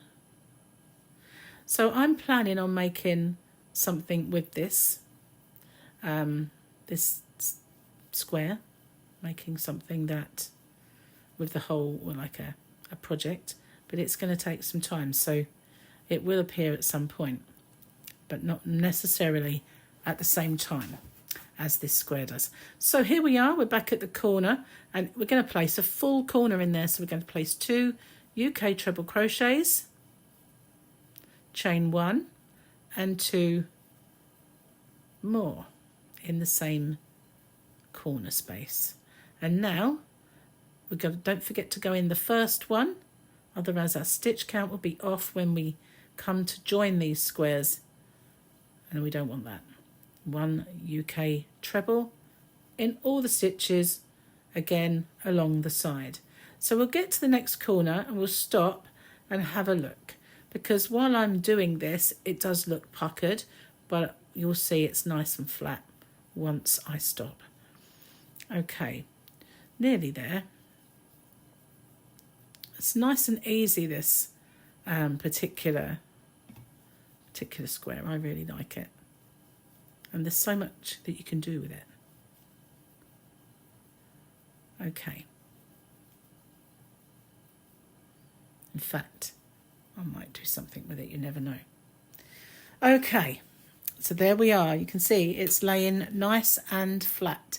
We've got a perfect circle and we've got a nice squared off square. Okay, so I'm going to pause the video then. I'm going to do 1 UK treble crochet in all of these stitches along the side. I'm going to do a corner in this chain space, and then I'm going to make sure I go into my first stitch and go all the way along. I'll catch up with you once we get back to this corner and we'll sort of finish that corner off together. Okay, so I'm all the way back to the start again, and I just need to put 2 more in this corner, and I can go around and do another row, or I can leave it with just 2 around this border. I mean, it's quite a large circle, so we could do another round exactly the same as this one. So if this is your last round, chain 1 and slip stitch into the top of the stack, or you can either do that, you can either slip stitch, or you can do the invisible join, which I'll show you. I'm going to cut the tail and pull that through. Where's that darning needle? It's a big one, but at least I shouldn't have any trouble threading it. She laughed, because I don't have any thumbnails. Normally I do, but I cut them off. Okay, so there is my chain, which is present in every corner. So I'm going to find the top of my stack. These are the 2 loops. I'm going to go from back to front, and then I'm going to go into the next. So this is the bridge that we've just made. I'm going to go into the next one, and I'm going to go through, and I'm going to aim down as well as going in. I'm aiming down, and now we just want to make that loop there, this one we've just created, the same size as all the others. Once we're satisfied, I'm going to hold on to that so it doesn't get any bigger, and I'm just going to secure this. So I'm going to do that by making a stitch, which, you know, I've got too long a tail here, and then I'm going to pull it, and you can see there's my loop that I've got. and I'm going to, once I've got a small one, I'm going to go back through that loop, pull it tight. So now that is knotted, and so my chain will stay that size. Okay, and now I can bury this tail in these stitches at the corner. Just turn it, Tracy, it's so much easier than trying to wiggle it backwards. Silly woman. Okay, so I'm going to go through there, and then I'm going to come back the other way. I'm going to split that particular stitch so the yarn doesn't just go straight back through again. And I'm going to go back through my corner stitches. Will come out in the middle of it. Okay, so now I can cut that off. And all I have to do now is pull my magic circle tight and do the same thing. Easier said than done without the thumbnails. Please go in easy. Aha! It did it. Right, so as you can see, it's coming out of this particular stitch. So we're going to go back and just make our loop in that little, where is it? There. In our stitch. It's getting in its own way. And then, once it's a small loop, go back through that loop. Don't let it pull out though. And give it a tug. Now it is a knot. We can then bury this. I didn't pull it as tight as I should have, but never mind. It doesn't matter if there's a small hole there. You can do yours nice and tight. I think it came a little loose as I was fiddling with it. Okay, so that's one. That's two. I just have to sew this one in and we're done. So there we go. Let's do that, shall we? So yeah, this has got quite a lot of possibilities. A nice little smiley face on it. Make it look quite cute. And this one can just get buried along here. And I'll go back along the other way as well. Just to incorporate that. I need to split that stitch so that it will stay in there. I'll come out there. Okay, that's that. I just need to snip that off. If you give it a little tug, it disappears inside. And there's our square. And wouldn't that be lovely just to make a lot of Christmas colours, like red ones and green ones? That's cool. Okay. Alternatively, you can turn it into like a little smiley face. Quite easy with a little bit of stitching. Okay. Thanks for watching. I'll see you guys on the next one. Bye-bye for now. Hi everyone, welcome back to Crochet Rocks, and this is another in my year of granny squares, and this one is a diamond into a square. And for this one I have carried the yarn, and I know that some of you might not like that, so you can end off and have lots more ends, but you can see little telltale signs through there that I've carried the yarn. And if you're not really, if you're a bit of a purist and you don't like to see the odd little strand where it's been carried, then by all means just end off and have a few more ends to sew in. So this tutorial will be a right-handed and a left-handed tutorial. So the right-handed will be the first one, and then as that one finishes, the left-handed tutorial will start. I will put in the description box a timestamp where you can find the left-handed tutorial, although I know some of you like to watch both for me for the viewing hours, so that's cool, but it'll be there just in case. So the one I'm going to show you now is carrying the yarn, but obviously if you want you can end off each colour and start a new colour, and sort of don't carry it. Okay, so for this tutorial then I've used ice yarn. In the centre it is Ice Yarn Picasso rainbow colours, but you can just use two colours, no problem at all, depending on your preference and what you're doing. with your squares. So I'm going to use those yarns this time around as well, because they're already loaded onto my Wool Genie and it's easy to get started. But you can use these, as I said, any colours you want, and to make a nice project with different geometrical shapes. So while I'm going to pause the video then and clear all this out the way and get ready to start, I just want to, if you could, don't forget to hit the subscribe button and the notification bell. And if you watch me on TikTok at all, don't forget to follow. Okay, so I'm just going to clear this away and I'll come back and we'll get started. Okay, so I'm using a 4.5mm crochet hook, and I'm going to start with just a slip knot, which you can make any way that you normally do. And I'm going to chain 4 for the centre of this one, because it's to all intents and purposes a normal granny square. If you want to make the magic ring and close that centre, then you can, but I think a nice little hole looks fine on this because it is a granny square with those holes, so it's just in keeping. Now in the centre, you can just about see it there. I'm going to insert my hook and pull up a loop, and I've got 2 on my hook, and I'm going to yarn over and pull through both of those. And in this vertical line here, I'm just going to insert my hook, yarn over and pull up a loop, yarn over and pull through both of those. And that is how I do my turning chain these days. But of course you don't have to do that. If you want to chain 2, then you can. I'm going to yarn over, go back into the centre of the ring, pull up my loop and make a UK treble crochet. Now that is a double crochet in the US, and that you do by yarning over and pulling through 2, yarning over and pulling through 2.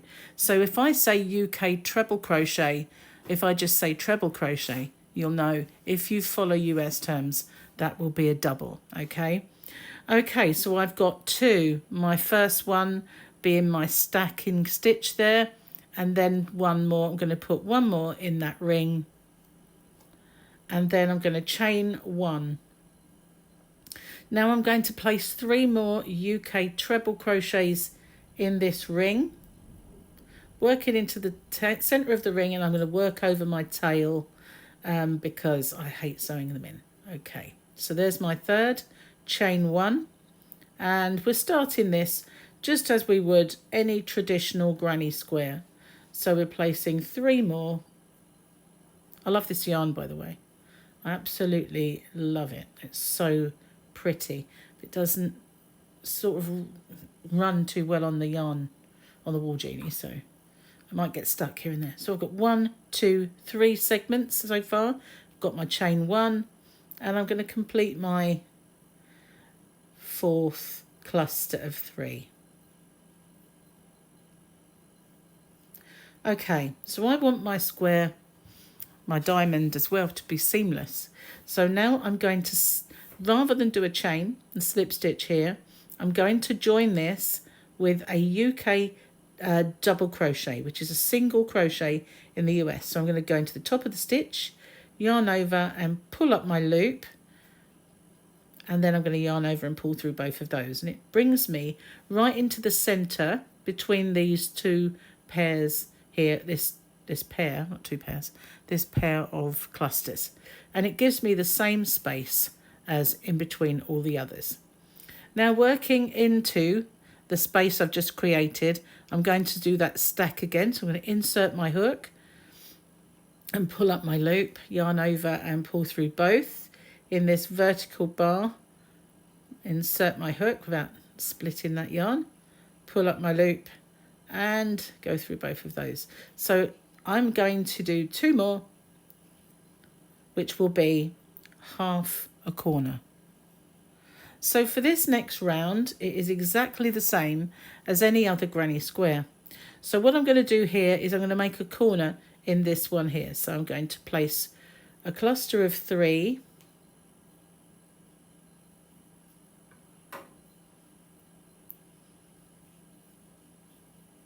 and I'm chaining 1 and placing another cluster of 3 in that same space.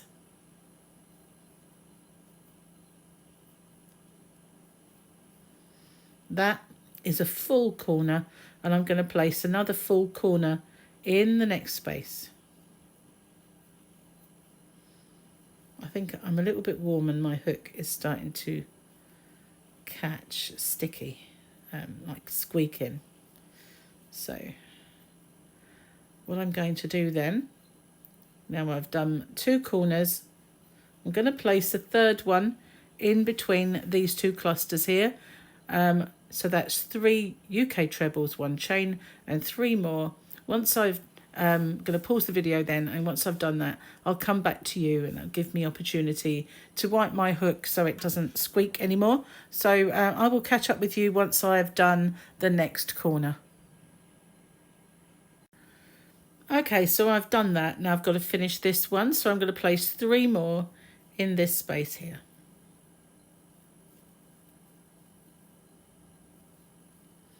Now I need to join it, but don't completely go ahead of me, because I'm going to insert my hook in the top 2 loops of my stack and pull up my loop, but I'm going to finish that stitch in my white colour. Now normally speaking, I don't end my yarn work that way on a corner. I would just end off, but that's if you want to end off without carrying your yarn, then by all means do that, but I'm going to carry it. So now in that space between my 2 clusters, I'm going to do the same with the stack to get up to the height of a UK treble crochet.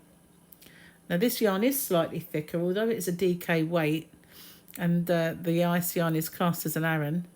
The white is actually thicker. So I'm just going to pull on my ends to get that hidden.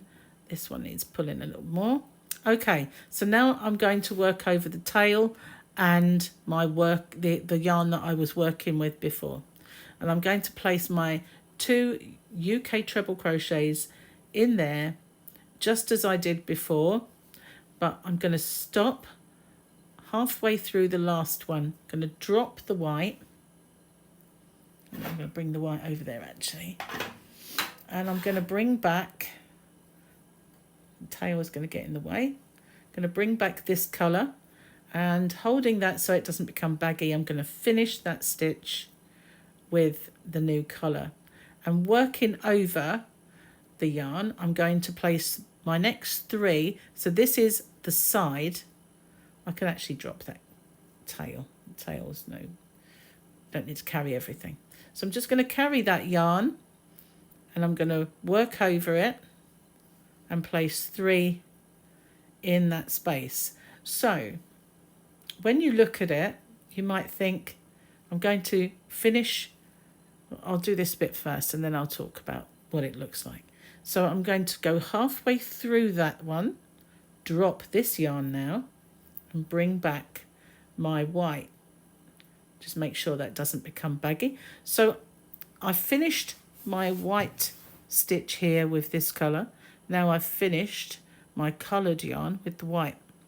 So you might think this does not look very neat, but we'll work over that in the next round, so that really doesn't matter.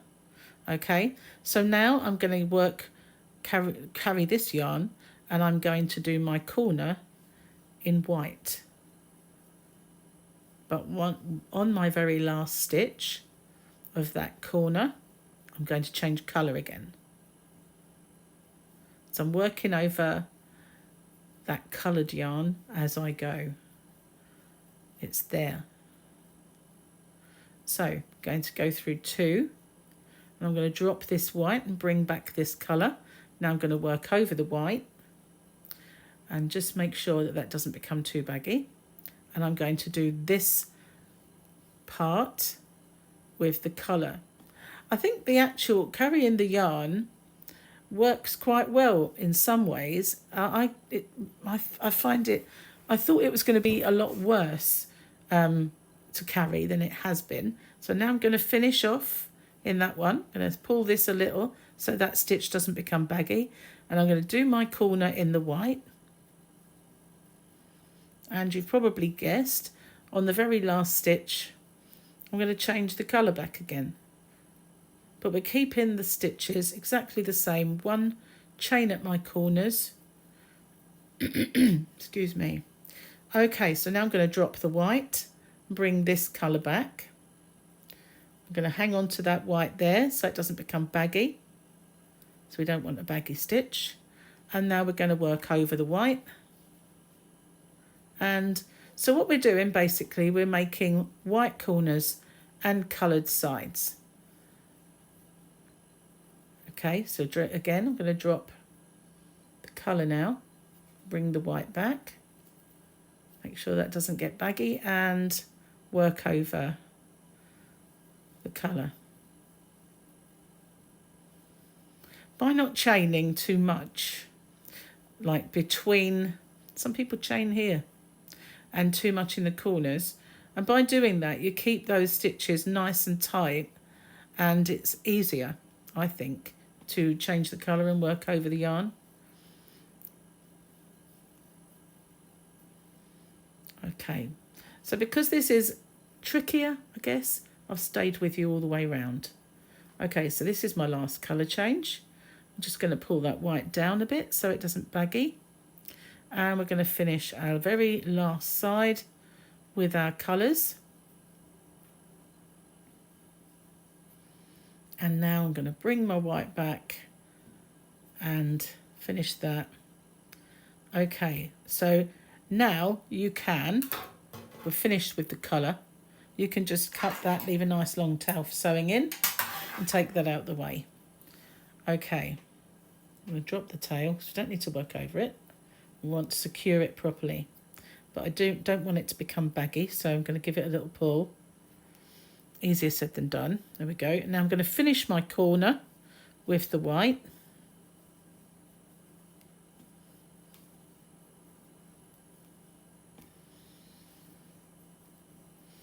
And we've made this very cute little diamond.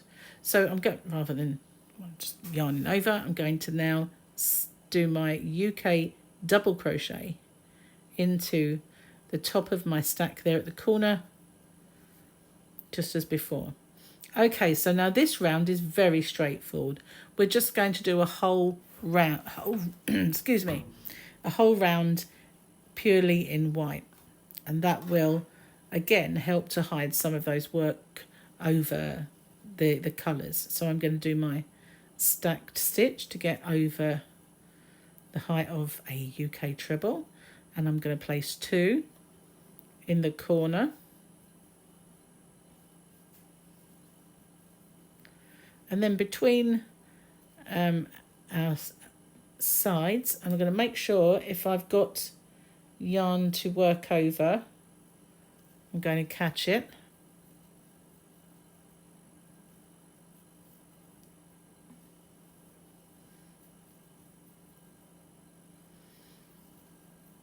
That was just working over the tail. So now I'm going to do the same here.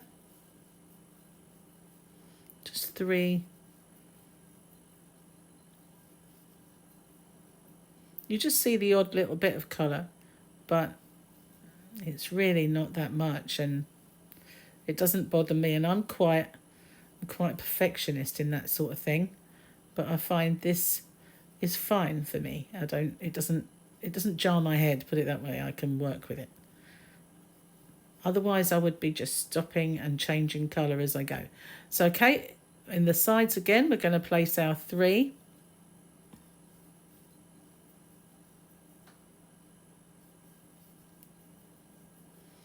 And in the other one.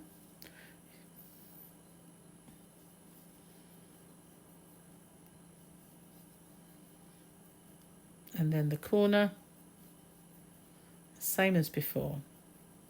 Okay, so, oops, didn't pull it through. I'm going to pause the video then, because I think you might get a little bored watching me go all the way around, and it's exactly the same. We're going to finish this corner. We're going to place 1 either side of our sides as usual, make a full corner, 1 in there, 1 in there. I'll pause the video and come back to you when we get back to this corner. Okay, so I'm back at my corner again, and I just need to complete the other half.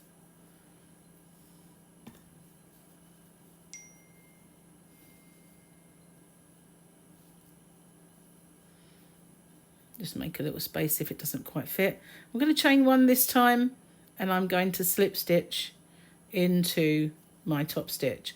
And the reason I do that is because this is now kind of the end of my granny, and I'm going to go over those stitches anyway, so I don't need to finish in the dead center. So what I'm going to do is I'm going to attach my color again to any of my corners, so this one here, and I'm going to just join it with a slip stitch. You join any way you want to, but that's how I do mine. And I'm going to place one UK double crochet in that corner, and then I'm going to do one UK double crochet in every single stitch all the way along, working over that tail all the way along till I get to the next corner. And I'm going to do that corner in a different way to how I normally would. I've experimented with it and it looks a little nicer doing it this way. So I'll stay with you because we're nearly there.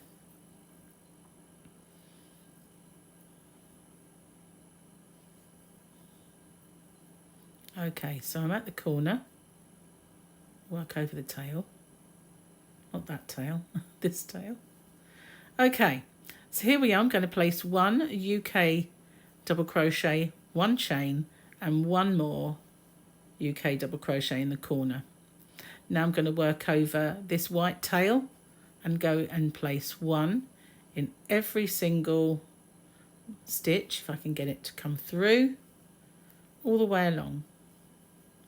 Just work over that white tail as I go, because as you well know by now, if I can not sew them in, I will take that opportunity. Okay, all the way along. It's a nice small square, so I'll stay with you because I'm almost at the end. I love the way this yarn changes colour. It's just so pretty. I wanted to make something with it for ages, so I've got a feeling that I will continue with it. So I'm going to drop that and cut it off because it will just make my corner ugly. I'm going to place one chain and one more in that corner. I think it's making the corners actually stay in the corner. You know, sometimes when you place three in a corner, it can make it look like it's gone around the corner and it's somewhere here, your corner. So how I get over that is I place 2 and 2. I have actually made a video called Make Better Corners, and I'll put a link at the end of this when the videos all come in. I'll put a link for that, or at the very end I'll put a link at the top, and you can go to it if you want.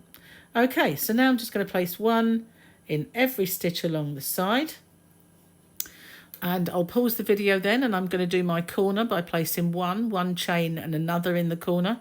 I'm going to make my way all the way along this side, and I will catch up with you once I get back to the start again. Okay, so here I am back at the corner. I'm going to place my one remaining stitch in the corner. I'm going to chain one, and what I do now is I'm going to pull that out, and I'm going to take my stitch out, and I want to grab this one. This is not gonna, it's not gonna like me. It never does on camera. Usually, hang on, pays to have a thumbnail. I want this one because it's the medium sized one and it is easier. So in my first stitch, I'm going to go back through the top 2 loops, and then I'm going to go into the back loop only. This is the chain I just made. And I'm going to adjust the tension to make it identical to the others. And now I'm going to go to the back, keeping my thumb on that, and I'm going to go down. Take that. It's hard to actually sometimes work with this. It's kind of got an unusual texture. So I just need to make my... Okay, where's my end? There it is. So now I've got my loop. I'm going to go through that loop. I'm going to pull that tight. Now I'm just going to bury this tail into this corner, which, as I say, sometimes it's not that easy with this yarn. Other times it's not so bad, like that time. Okay, so I've buried that. I'm going to go back the other way, making sure it's only visible on the back side of the work. Don't want any of those little tufty bits of end coming through. Okay, there we are. Pull that through there, and I'm going to just give this a little tug and then snip it, and then when you pull that end disappears inside and you won't see it. I've got other ends to secure. That one can just get snipped off. So basically that one can get snipped off. I worked over that first one, so that's not one I have to secure, but these ones I will. That's just where I worked over the end, so that can go. These two I will secure because they were where I dropped the yarn. But as you can see on the reverse of it, you will see where you have carried yarn with you. It's not badly visible on the top. I like it, it's fine. And if you had done just one colour, for instance, where you've carried it, you won't see that. So if you had maybe just done a bright pink or whatever, then all of that would be the same and you wouldn't really have seen it. But you cannot get away with seeing them there. But it doesn't really bother me. My eyes don't get drawn to it. But I love this. I love this square. I think it's very cute. I'd like to do something with them. So I'm going to put my thinking cap on and come up with a little project now, because I really, really love this yarn and want to do something with it. Okay, so that's my granny square this time around. Watch out in case I do come up with a project for that. Yeah, we'll do it separately. I've got a couple that are on the go from my previous granny squares, which will be popping up soon. So, yeah, thank you for watching, and I'll see you guys on the next one. Bye-bye for now. Hi, everyone. Welcome back to Crochet Rocks. Tracy here, and this is my square this week. I am doing the half and half, as I like to call it. Yeah, I kind of like it, and it would benefit, I think, from a little bit of blocking if you were worried about it being not quite as straight as it should be.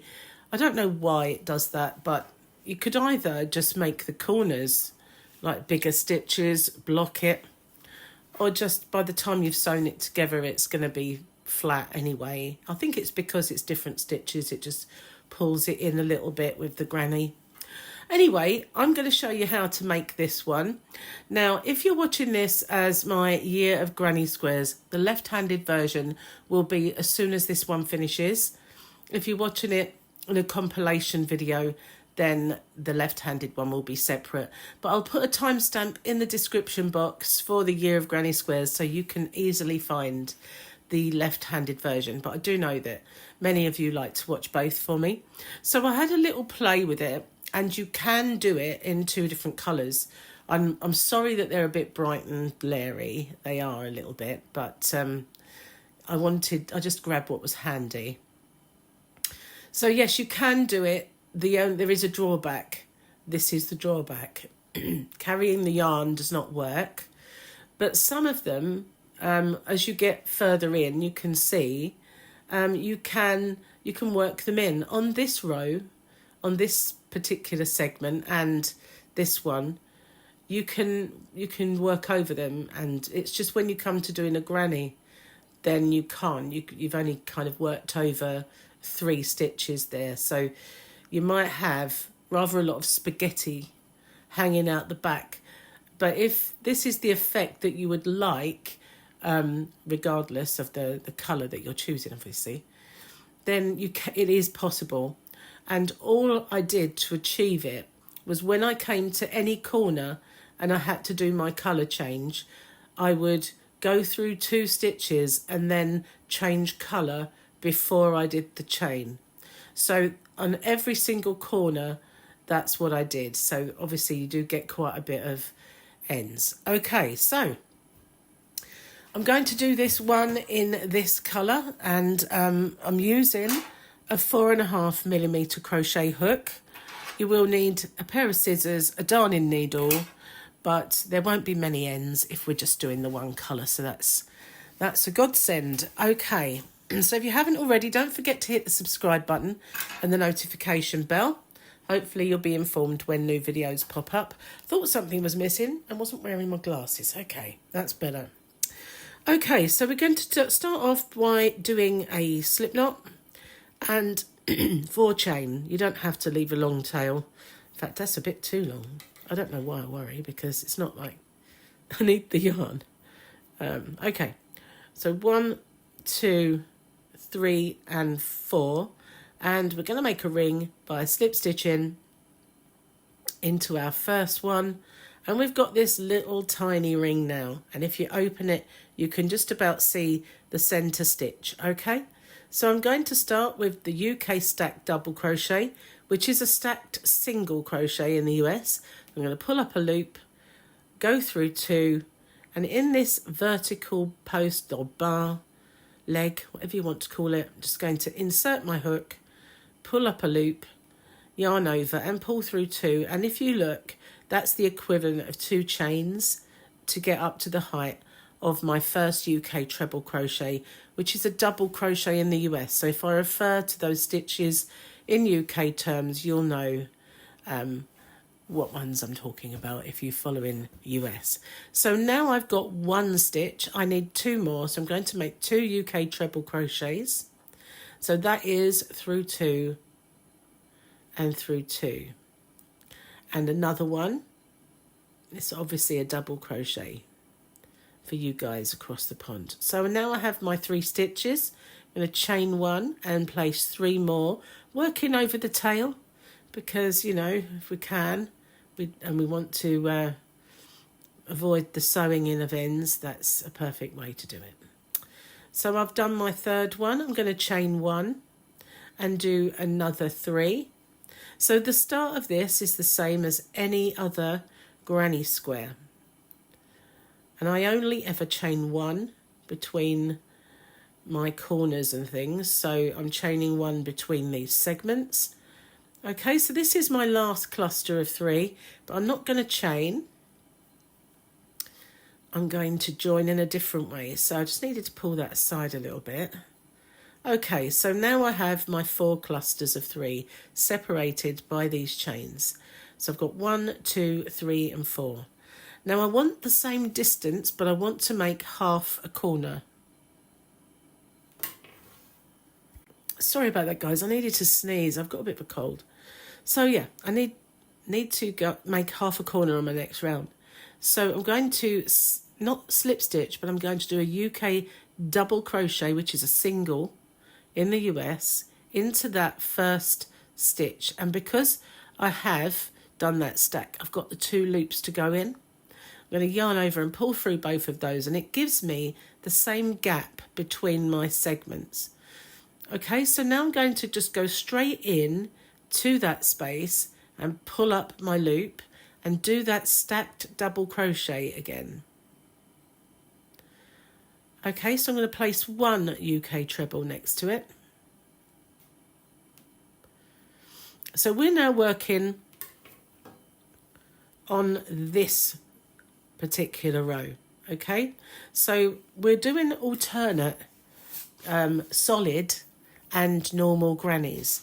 So because of that, I'm going to go in these 3 stitches with a UK treble crochet.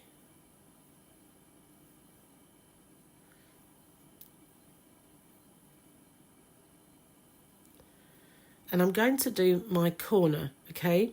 So for the solid granny square half, we do 2 chains. Sorry, 2 UK trebles, not 2 chains. What am I talking about? 2 stitches and 1 chain. We're onto the granny side, and our grannies are clusters of 3. So I'm going to place 3 in this half of the corner. It does seem strange, but it works out. So now I'm still on the granny side. I'm going to place 3 in this corner.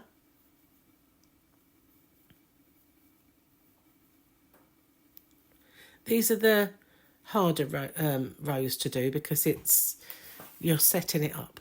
I'm going to chain 1. Now I'm working opposite of this one on another solid, so it's 2 in the next half of the corner. And now I'm going to place 3 in my side. So that's my first one. It sometimes gets a little hidden. 1, 2, and 3. And because this corner, the first half of it is the solid, we're going to place 2, 1 chain, and now we're on the granny side, so we're doing 3. It does seem confusing, but after a while it becomes obvious. So now we're going to complete this first corner. We're on the granny side, so we're going to place 3.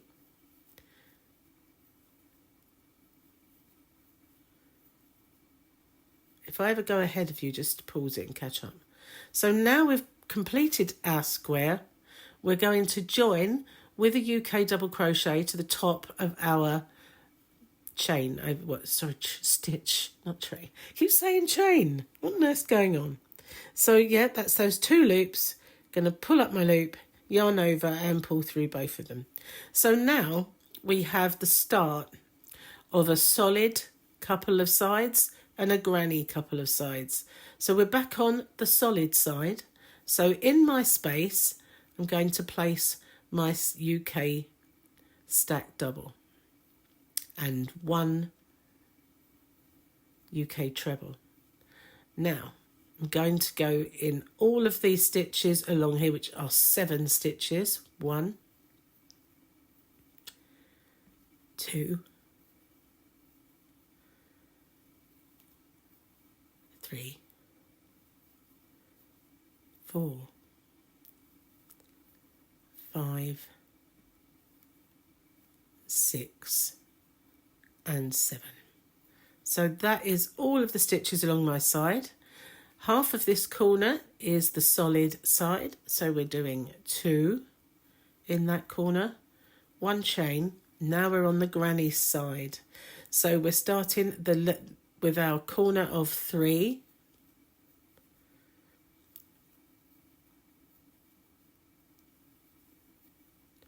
and now we're going to place 3 in between the granny of our side,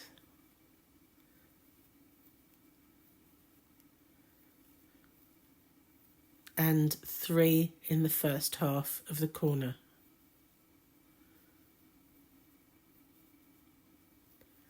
And we're going to chain 1. Whoops, does help to keep you hooking. And now we're on the solid side of our corner. It's 2.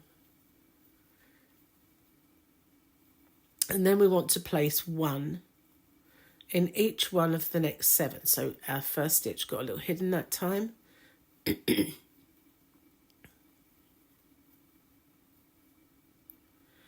I haven't paused the video because it's a bit confusing when you start this, and I want to stick with you so that it wouldn't get confusing. We'll do it together. So as I say, if I go ahead at any time, just pause me. Okay, so we're back at the corner. So this is the solid side. So we start with our 2. And our chain. Now we're on the granny side. A cluster of 3 to finish that corner.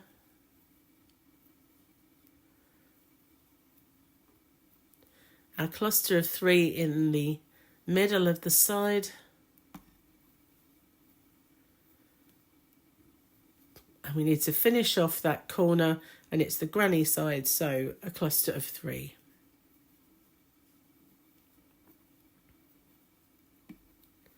That sound is my wool genie knocking as the wool goes around. So as you can see, this is the granny side that pulls that in. Okay, so I'm going to join to the top of my first stitch with my UK double crochet. So now it's just growing this, okay?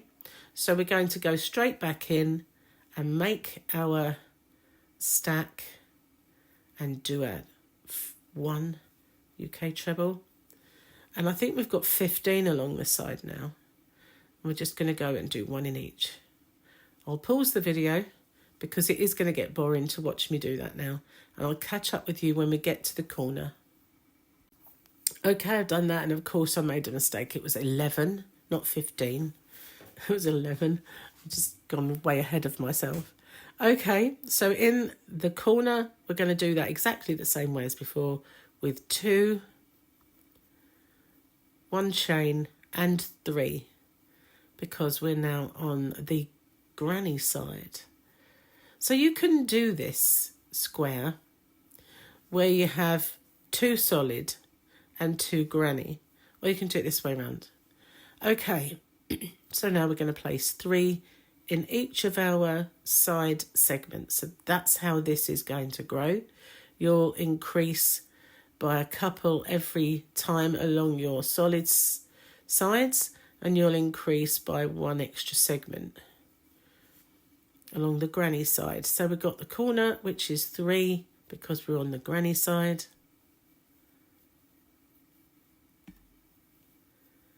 And a chain, and then 2 because we're now on the solid side.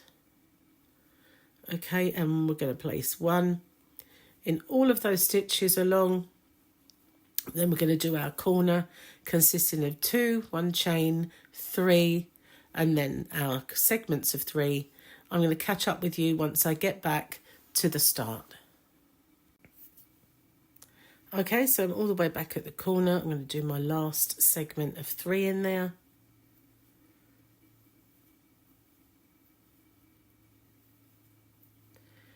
Okay, so on this one I did another round, so I'm going to do that with you guys. So that is just a slip stitch, a UK double crochet into that corner space, and we're going to start again. We're going to go back in with our stack and our 1 treble there, and now I believe we've got 13. Let's count them: 1, 2, 3, 4, 5, 6, 7, 8, 9, 10, 11, 12, 13, 14. No, maybe this is when we got the I knew there was a 15 somewhere. Let's do it again. 1, 2, 3, 4, 5, 6, 7, 8, 9, 10, 11, 12, 13, 14. This is where you have the 15, not when you had 11. Anyway, whoever said I knew what I was doing. Okay, so now we're going to go in 1 in the sides all the way along and till we get to the corner. So I'm sure you know what you're doing now, because this is, you know, the final kind of round. Incidentally, you can make this as big or as small as you want. If you want to carry on making larger, make a larger square, then you can. I guess this one is probably about a 5-inch, would you say? 5.5. You can carry on, make another. You could even do a bigger kind of border or a couple around, but you could just carry on, make the squares as large as you want. It's the same principle as the last round. It's just going to grow, that's all. It will just grow, not necessarily by the amount you think when you come to add up how many along the side, but you know, that's just never mind. It's not important, is it? It's just it's just maths. Okay, so there we have our 2, our 1 chain. Now we're on the granny. We're going to carry on round doing the granny side. So that's 3 here, 3 in all the sides, and then we're going to do our solid side. All right then, so I'm going to pause it because you've seen this before, and I'm going to go all the way around, catch up with you when we get here, and we'll do that border. Okay, so I've got all the way around now. I should have known really, because every time you do a side along the solid, you gain 4 stitches from the corners, so you're going 2 and 2. So I ought to have known my maths really, but I blame my illness. Okay, so we're all the way to the end, and whether you've done another round or 2 is up to you. So this time around I'm going to chain 1, and I'm going to slip stitch into the top 2 loops of my first stitch, and I'm going to chain 1, pull it down. I'm going to chop this yarn off and end that colour. And that's the end of the coloured bit. So we're going to bring in some white. It's a very kind of pearly white. It's not brilliant white. I'm just going to join a different corner. Oh, let's put my glasses back on. Okay, so you've got a bit of a choice of borders when it comes to the border. And I'm just going to join how I normally do. And in this border here, I'm going to just do a UK double crochet. What I did with this one, I just did a simple row of UK doubles, and I did 3 in the corner, although I don't often do that anymore. Sometimes with this one it worked out that it looked a bit better. So I've done my first one, and I'm going to place another one in that corner. That's 2 for now, but it's half my corner. And well, I know it's not strictly speaking, but it works out as half when you get round the other side. And now I'm just going to place 1 UK double crochet in every single stitch, and I'm going to work over that tail as I go. Nice and easy.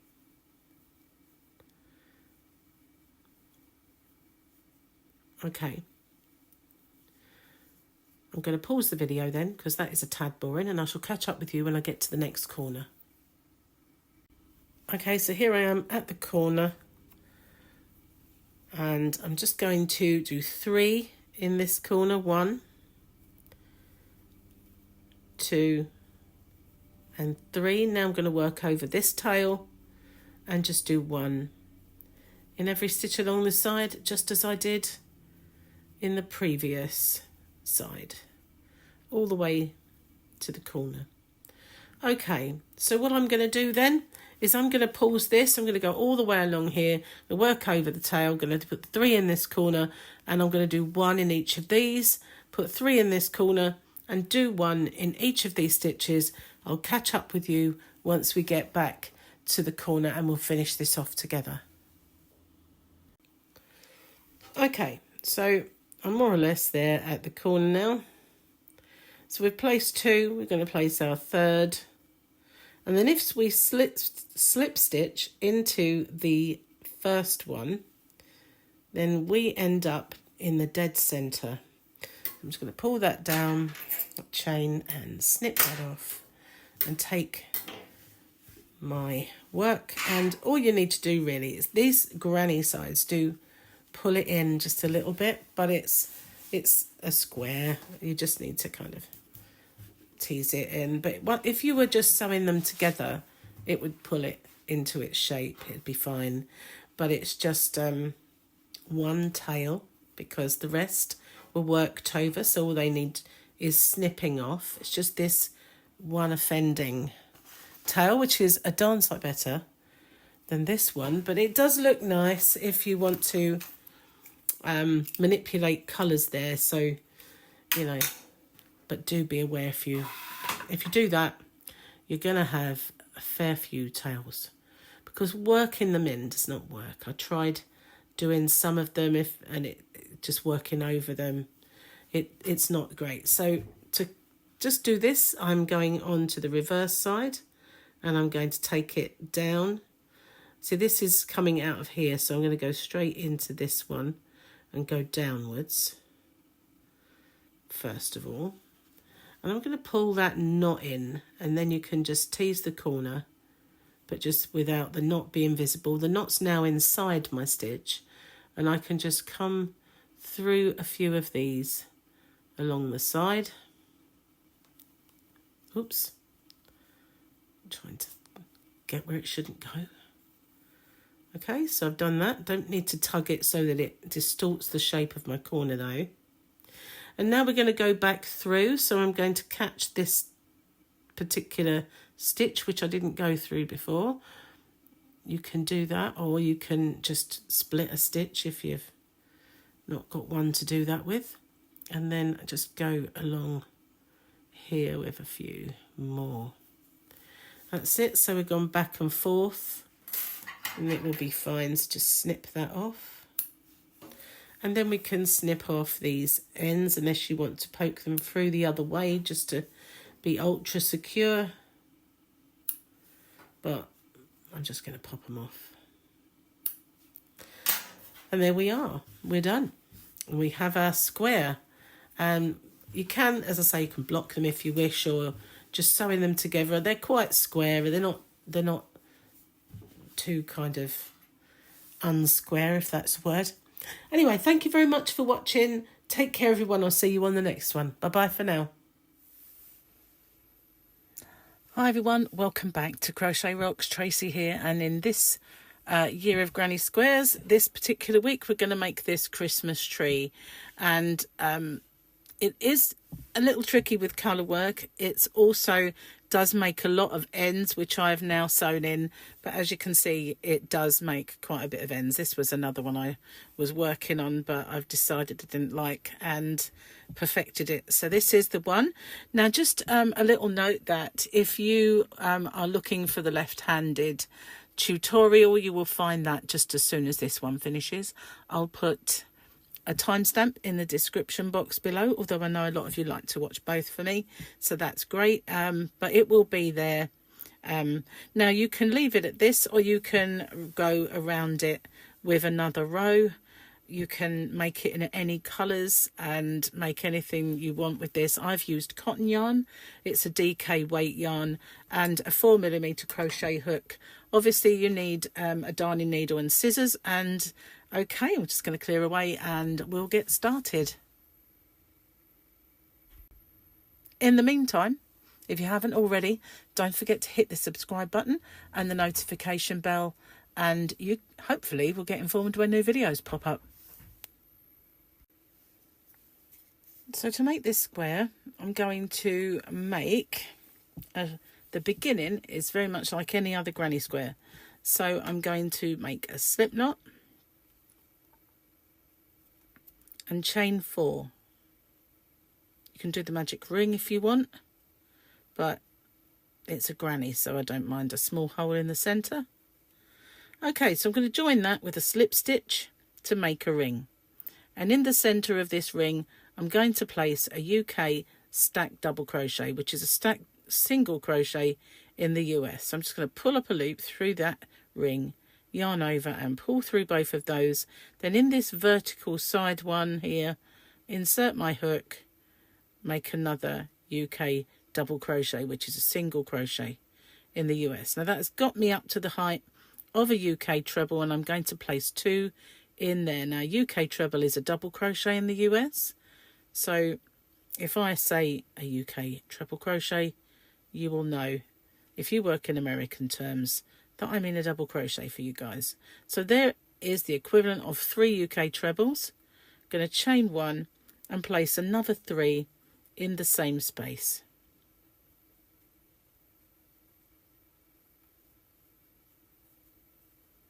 I'm working over the tail, so if I do want to pull it closed a little bit, I can do that if I want to. Also, it stops me having to sew it in. So now I have 2 lots. I want a total of 4 lots of 3 with 1 chain in between.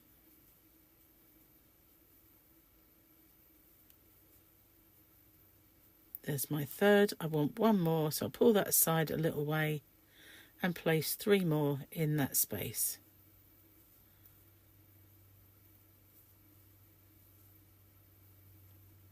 Now I'm using cotton for this, but you can use any yarn, as I said, but I just thought it might make it nice to make something for the table or something for Christmas or something. Okay, so I'm just going to join to the top of my stack, which is these 2 loops at the top of this stitch, with a UK double crochet. So I'm going to insert my hook, yarn over and pull up my loop. I'm going to yarn over and pull through both of those, and that gives me the same distance between my stitches as a chain. Okay, so I'm going to insert my hook and pull up my loop and do my stack. I know it's in the UK a stack double, but a stack single in the US, so I just call it the stack. Okay, so I'm going to place 2 UK treble crochets alongside that in that same space. Just get rid of that tail, shall we? It's got a nice little, don't need to pull it tight or anything. It won't get in the way. This does create a few ends, I must say. So if you don't like ends, got your work cut out.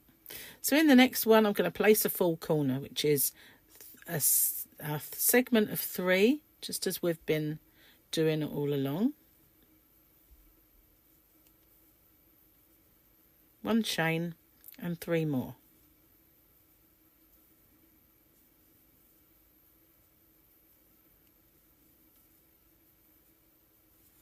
Okay, so I'm going to do a full corner in this one and a full corner in this one. I'll pause the video then and I shall come back to you and we'll finish this corner off together. Okay, so I'm back all the way around. I need to go into this one, place my last 3.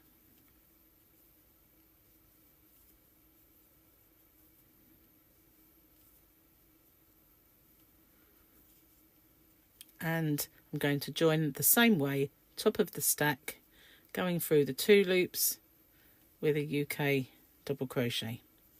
Okay, so again I'm going to do my stack, and I'm going to place 3 in there and 3 in the side.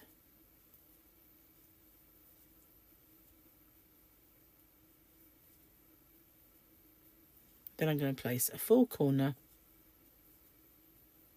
in this next corner. So far, very straightforward. This is where it gets a little tricky.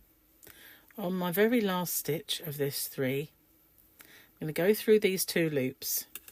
I'm going to cut this yarn. I'm going to bring in a white yarn.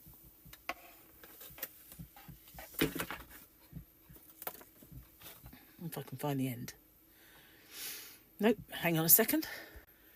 Okay, so I'm going to change colour. So I'm going to hold on to this and bring in my new yarn and complete that stitch with that colour. So you do want to secure these and you need to sew them in at the end. There's a lot of this, so unfortunately we will have a lot of ends. It's just kind of the nature of this one. So you can either work over some or not. It's completely up to you. So let's separate the ends now. I'm going to leave them because otherwise it will get very confusing. Okay, so now this is another side. I'm going to place 3 in that side. And don't worry if these joins do look a bit messy or anything like that. We'll be working over them. So don't worry if yours are quite messy. Now a full corner in this one here.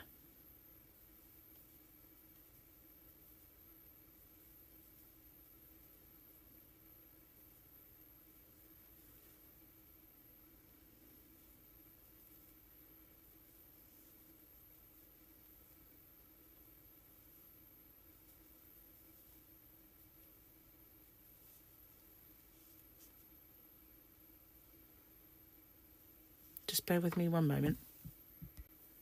Sorry about that. I just had to refer to my the one I made earlier because it's very confusing. So this last one, I'm going to change colour again.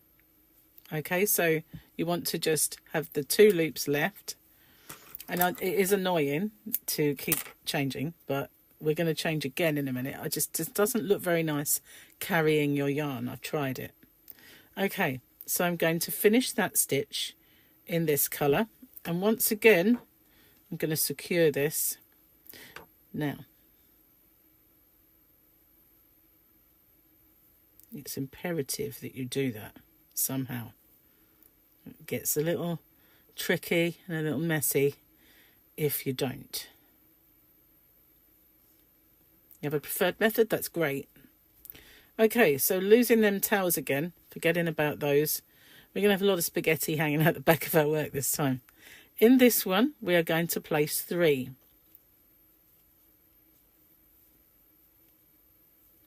But on our third one, we're going to stop there and change our colour back.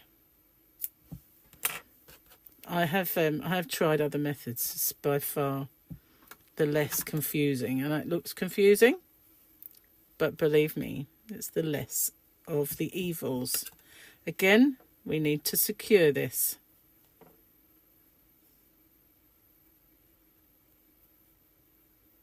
Oh my, more fingers and thumbs. Still, they're hands, so it's just the way it is. Okay, again, ignoring all those tails, we are going to continue around our corner in white.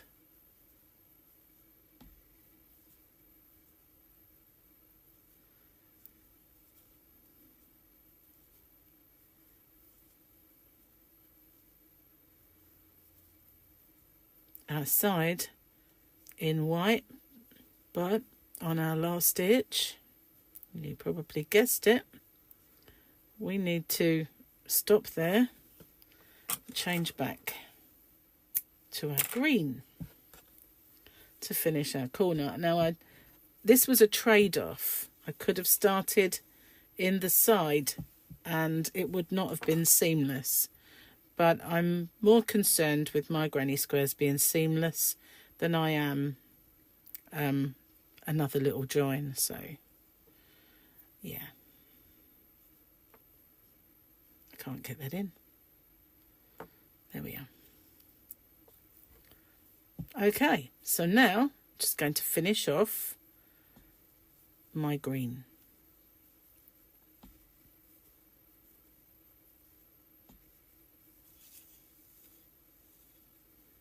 Okay, so bear with me 1 second. I'm just going to bring the one that I was working on to show you, and I'll come straight back. Okay, so this is the one that I made earlier, and I did a few experiments. I wanted to see if I could make this a point, so I did a treble 3 together, but it didn't work out the way that went like that. And I wanted a pot, so none of these really worked that well, so I'm going to abandon that idea. So now this is the end of my green, so I'm just going to do a chain and slip stitch into that stitch rather than, okay, end that, and now we're just purely on the white. Okay, so you can join, look at that, any corner that you like. We'll pick this white one because it's not got a tail hanging off it miraculously. Okay, and we're just going to join our white to there, and we're going to do our stack.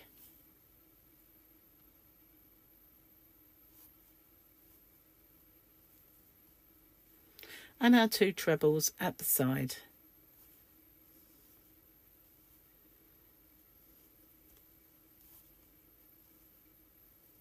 Okay. Now, ordinarily I'd work over those tails, but there's really no point, is there? There's so many of them. So with this one, all I did was some chains and do kind of like a double treble all the way down to make this pot. But I'm not really sure that I like it as such. And this didn't go according to plan. So we're going to leave it. We're just going to do a whole round in white. And that will, where we can, we'll work over a tail. Even if it's just a little way, like this one, I can probably work over 2 tails there, and then deal with them afterwards a little more securely. So here we are. That dropped that one. Now I'm going to, this is how I do my corners. I'm going to give you a little insight. This is over here and I want it over there. So I'm just going to grab, not that white, but I'm going to grab this green. You don't have to do this, but it's just a way of working over the tail. So now when I work this corner, I can work over that tail at the same time. It just brings it across, and I can get rid of some of my tails that way. Okay, finish off my corner.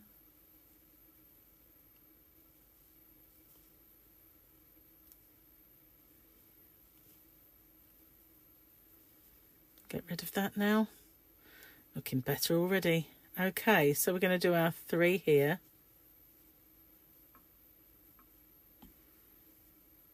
If you wanted to, this is where you could bring in a colour and make a little...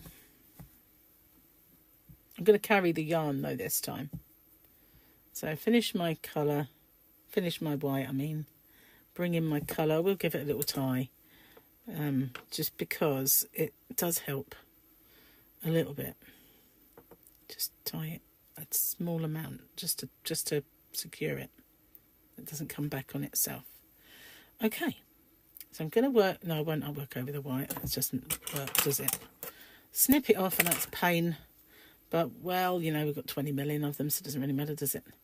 Okay, so now, in here, I'm just going to do 1,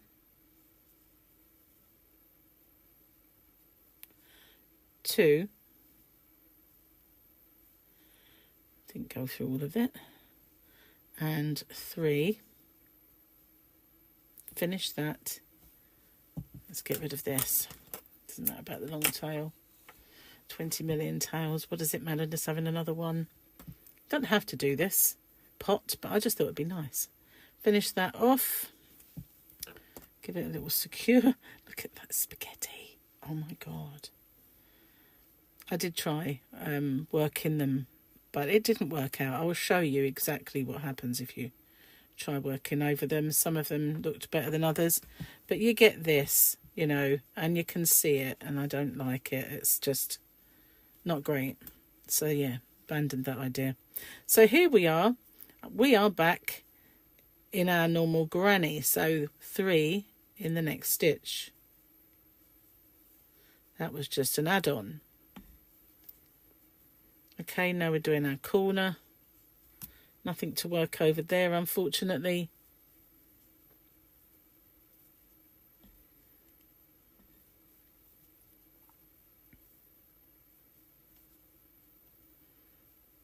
Normal corner.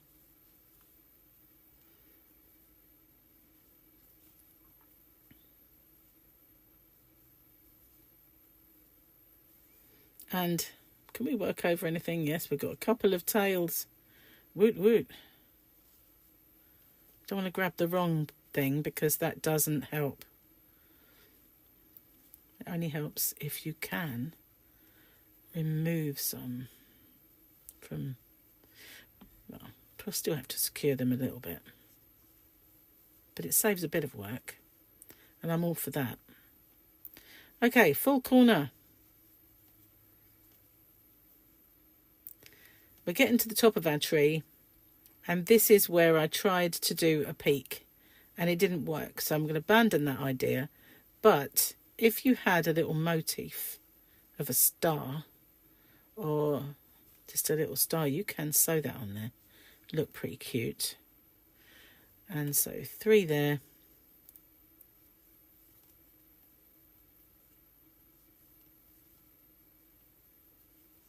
Drop those.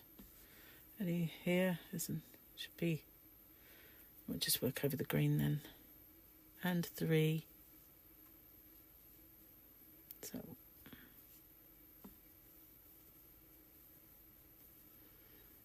don't have to work over any of them if you'd rather just sew them in. And then finish the corner.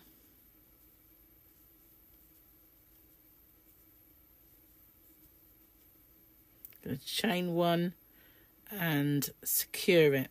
When I've finally finished, I do a chain in the corner and secure it, because then it is identical to every other corner. Oh look, another end to sew in. There we are. We'll hide them for now underneath. And we have... Oh, I didn't really do a good job. Tuck in. Look at that. Once you've secured your ends, you've got your Christmas tree. And of course you can go around again if you want. You can go around in a different colour. So, yeah. I think it still looks like a Christmas tree, even though we haven't peaked that top. But I think it's kind of cute.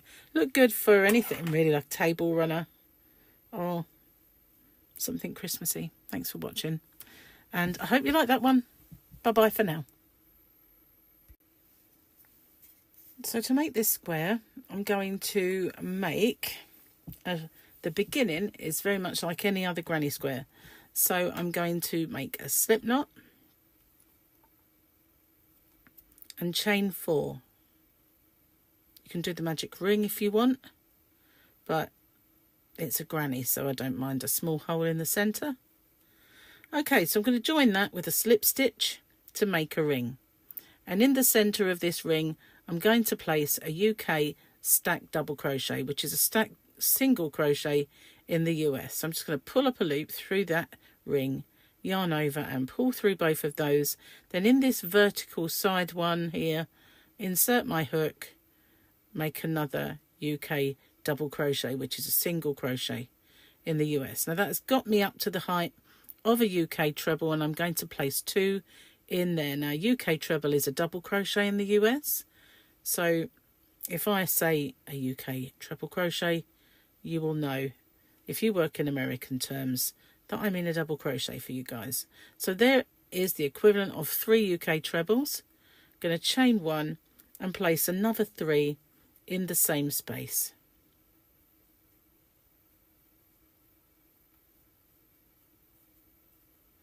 I'm working over the tail, so if I do want to pull it closed a little bit, I can do that if I want to.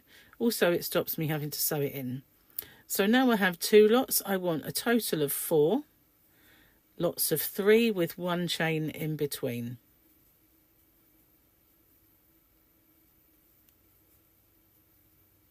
There's my third. I want 1 more, so I'll pull that aside a little way and place 3 more in that space.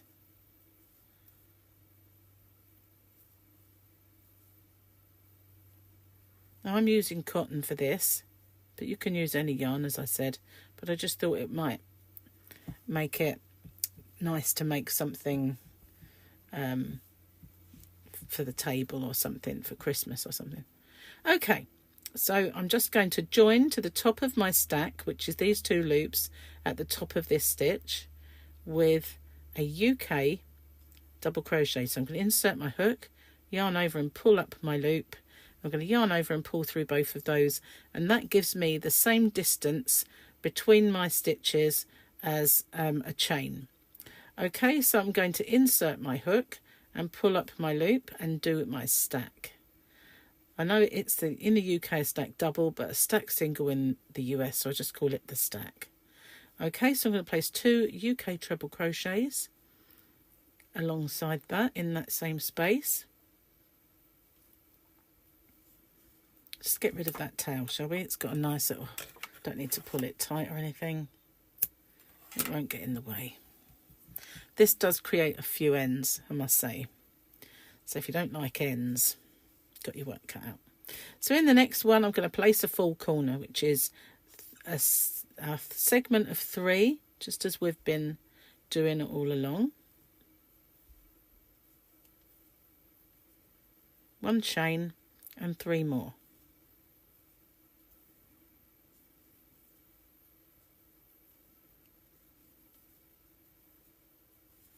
Okay, so I'm going to do a full corner in this one and a full corner in this one. I'll pause the video then and I shall come back to you and we'll finish this corner off together. Okay, so I'm back all the way around. I need to go into this one, place my last 3.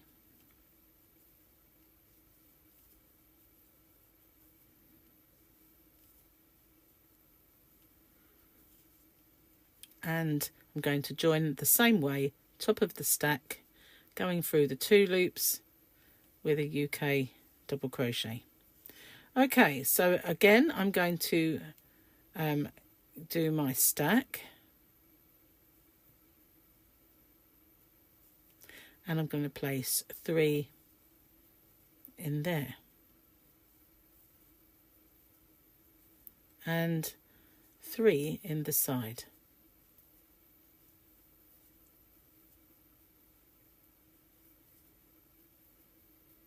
Then I'm going to place a full corner in this next corner. So far, very straightforward. This is where it gets a little tricky. on my very last stitch of this 3, I'm going to go through these 2 loops. I'm going to cut this yarn. I'm going to bring in a white yarn. If I can find the end. Nope, hang on a second. Okay, so I'm going to change colour. So I'm going to hold on to this and bring in my new yarn and complete that stitch with that colour. So you do want to secure these, and you need to sew them in at the end. There's a lot of this, so unfortunately we will have a lot of ends. It's just kind of the nature of this one. So you can either work over some or not. It's completely up to you. So let's separate the ends now. I'm going to leave them because otherwise it will get very confusing. Okay, so now this is another side. I'm going to place 3 in that side. And don't worry if the these joins do look a bit messy or anything like that. We'll be working over them. So don't worry if yours are quite messy. Now a full corner in this one here.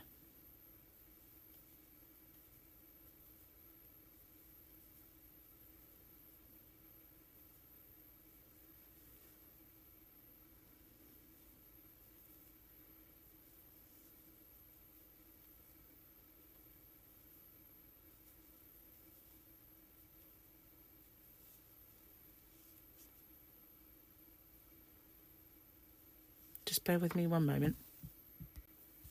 Sorry about that. I just had to refer to my the one I made earlier because it's very confusing. So this last one, I'm going to change colour again.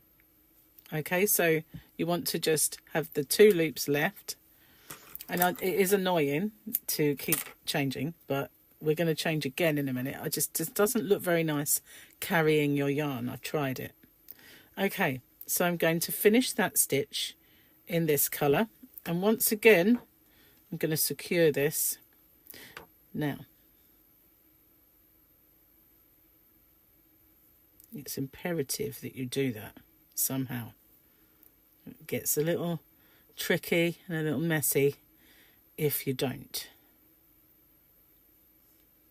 You have a preferred method? That's great. Okay, so losing them tails again, forgetting about those. We're going to have a lot of spaghetti hanging out the back of our work this time. In this one, we are going to place 3.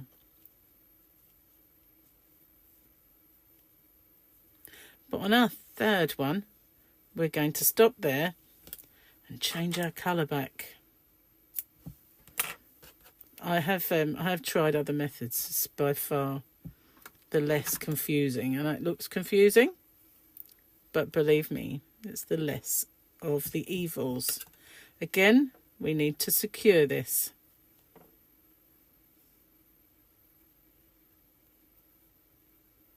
Oh my, more fingers and thumbs.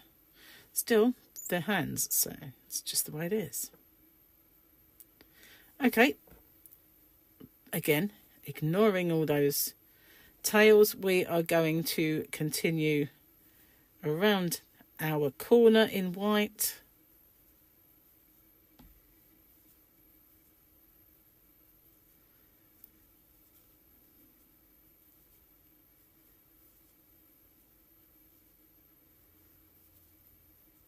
Our side in white, but on our last stitch, you probably guessed it, we need to stop there, change back to our green to finish our corner. Now this was a trade-off. I could have started in the side and it would not have been seamless, but I'm more concerned with my granny squares being seamless than I am another little join. So yeah,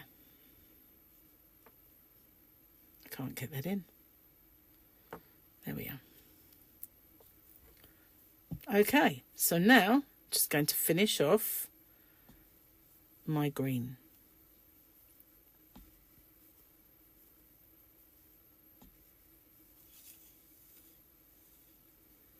Okay, so bear with me 1 second. I'm just going to bring the one that I was working on to show you, and I'll come straight back. Okay, so this is the one that I made earlier, and I did a few experiments. I wanted to see if I could make this a point. So I did a treble 3 together, but it didn't work out the way that went like that. And I wanted a pot. So none of these really worked that well. So I'm going to abandon that idea. So now this is the end of my green. So I'm just going to do a chain and slip stitch into that stitch rather than, okay, end that. And now we're just purely on the white.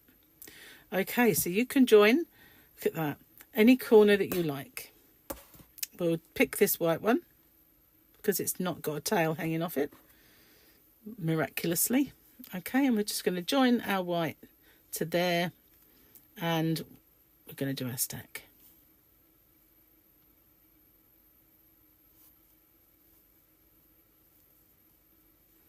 And our 2 trebles at the side.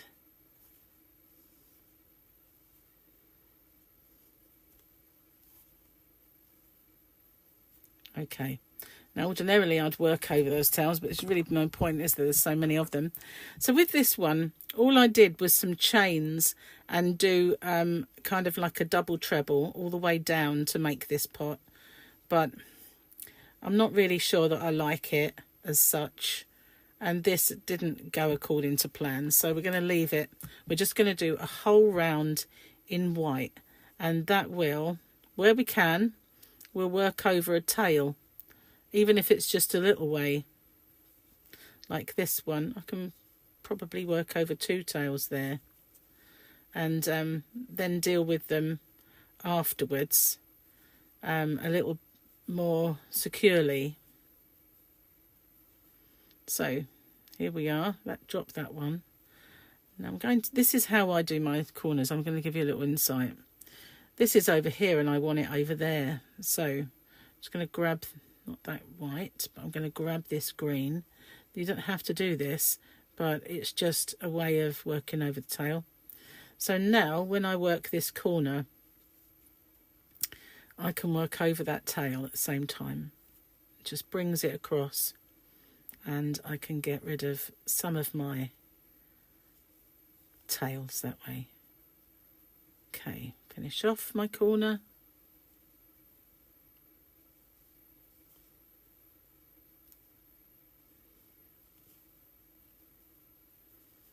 Get rid of that now. Looking better already. Okay, so we're going to do our 3 here.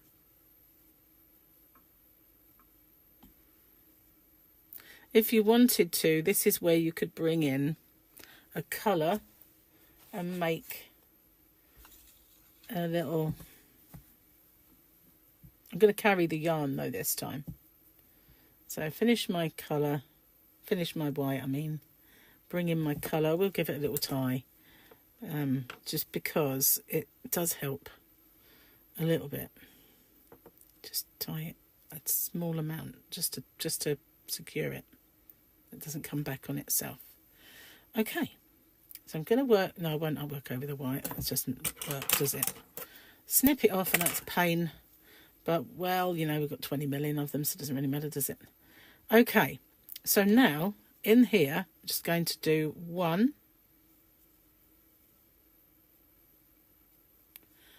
2. Didn't go through all of it. And 3. Finish that. Let's get rid of this. Doesn't matter about the long tail. 20 million tails. What does it matter just having another one? Don't have to do this pot, but I just thought it'd be nice. Finish that off. Give it a little secure. Look at that spaghetti. Oh my God. I did try working them, but it didn't work out. I will show you exactly what happens if you try working over them. Some of them looked better than others, but you get this, you know, and you can see it, and I don't like it. It's just not great. So yeah, abandoned that idea. So here we are. We are back in our normal granny. So 3 in the next stitch. That was just an add-on. Okay, now we're doing our corner. Nothing to work over there, unfortunately.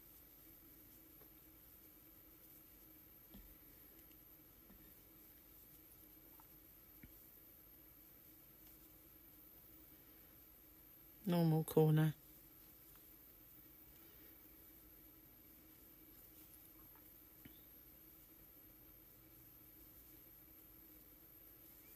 And can we work over anything? Yes, we've got a couple of tails. Woot woot. Don't want to grab the wrong thing because that doesn't help. It only helps if you can remove some from, well, I'll still have to secure them a little bit. But it saves a bit of work, and I'm all for that. Okay, full corner. We're getting to the top of our tree, and this is where I tried to do a peak, and it didn't work, so I'm going to abandon that idea. But if you had a little motif of a star, or just a little star, you can sew that on there. Look pretty cute. And so 3 there.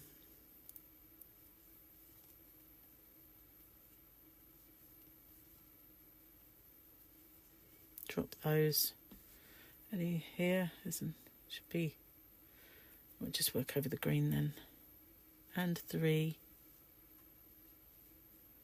So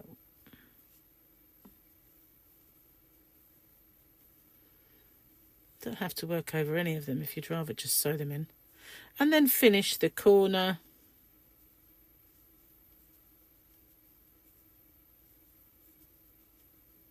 Going to chain 1 and secure it. When I've finally finished, I do a chain in the corner and secure it, because then it is identical to every other corner. Oh look, another end to sew in.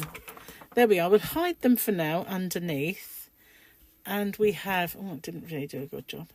Tuck in. Look at that. Once you've secured your ends, you've got your Christmas tree. And of course you can go around again if you want. We can go around in a different colour. So, yeah. I think it still looks like a Christmas tree, even though we haven't peaked that top. But I think it's kind of cute. Look good for anything really, like a table runner or something Christmassy. Thanks for watching. And I hope you like that one. Bye-bye for now.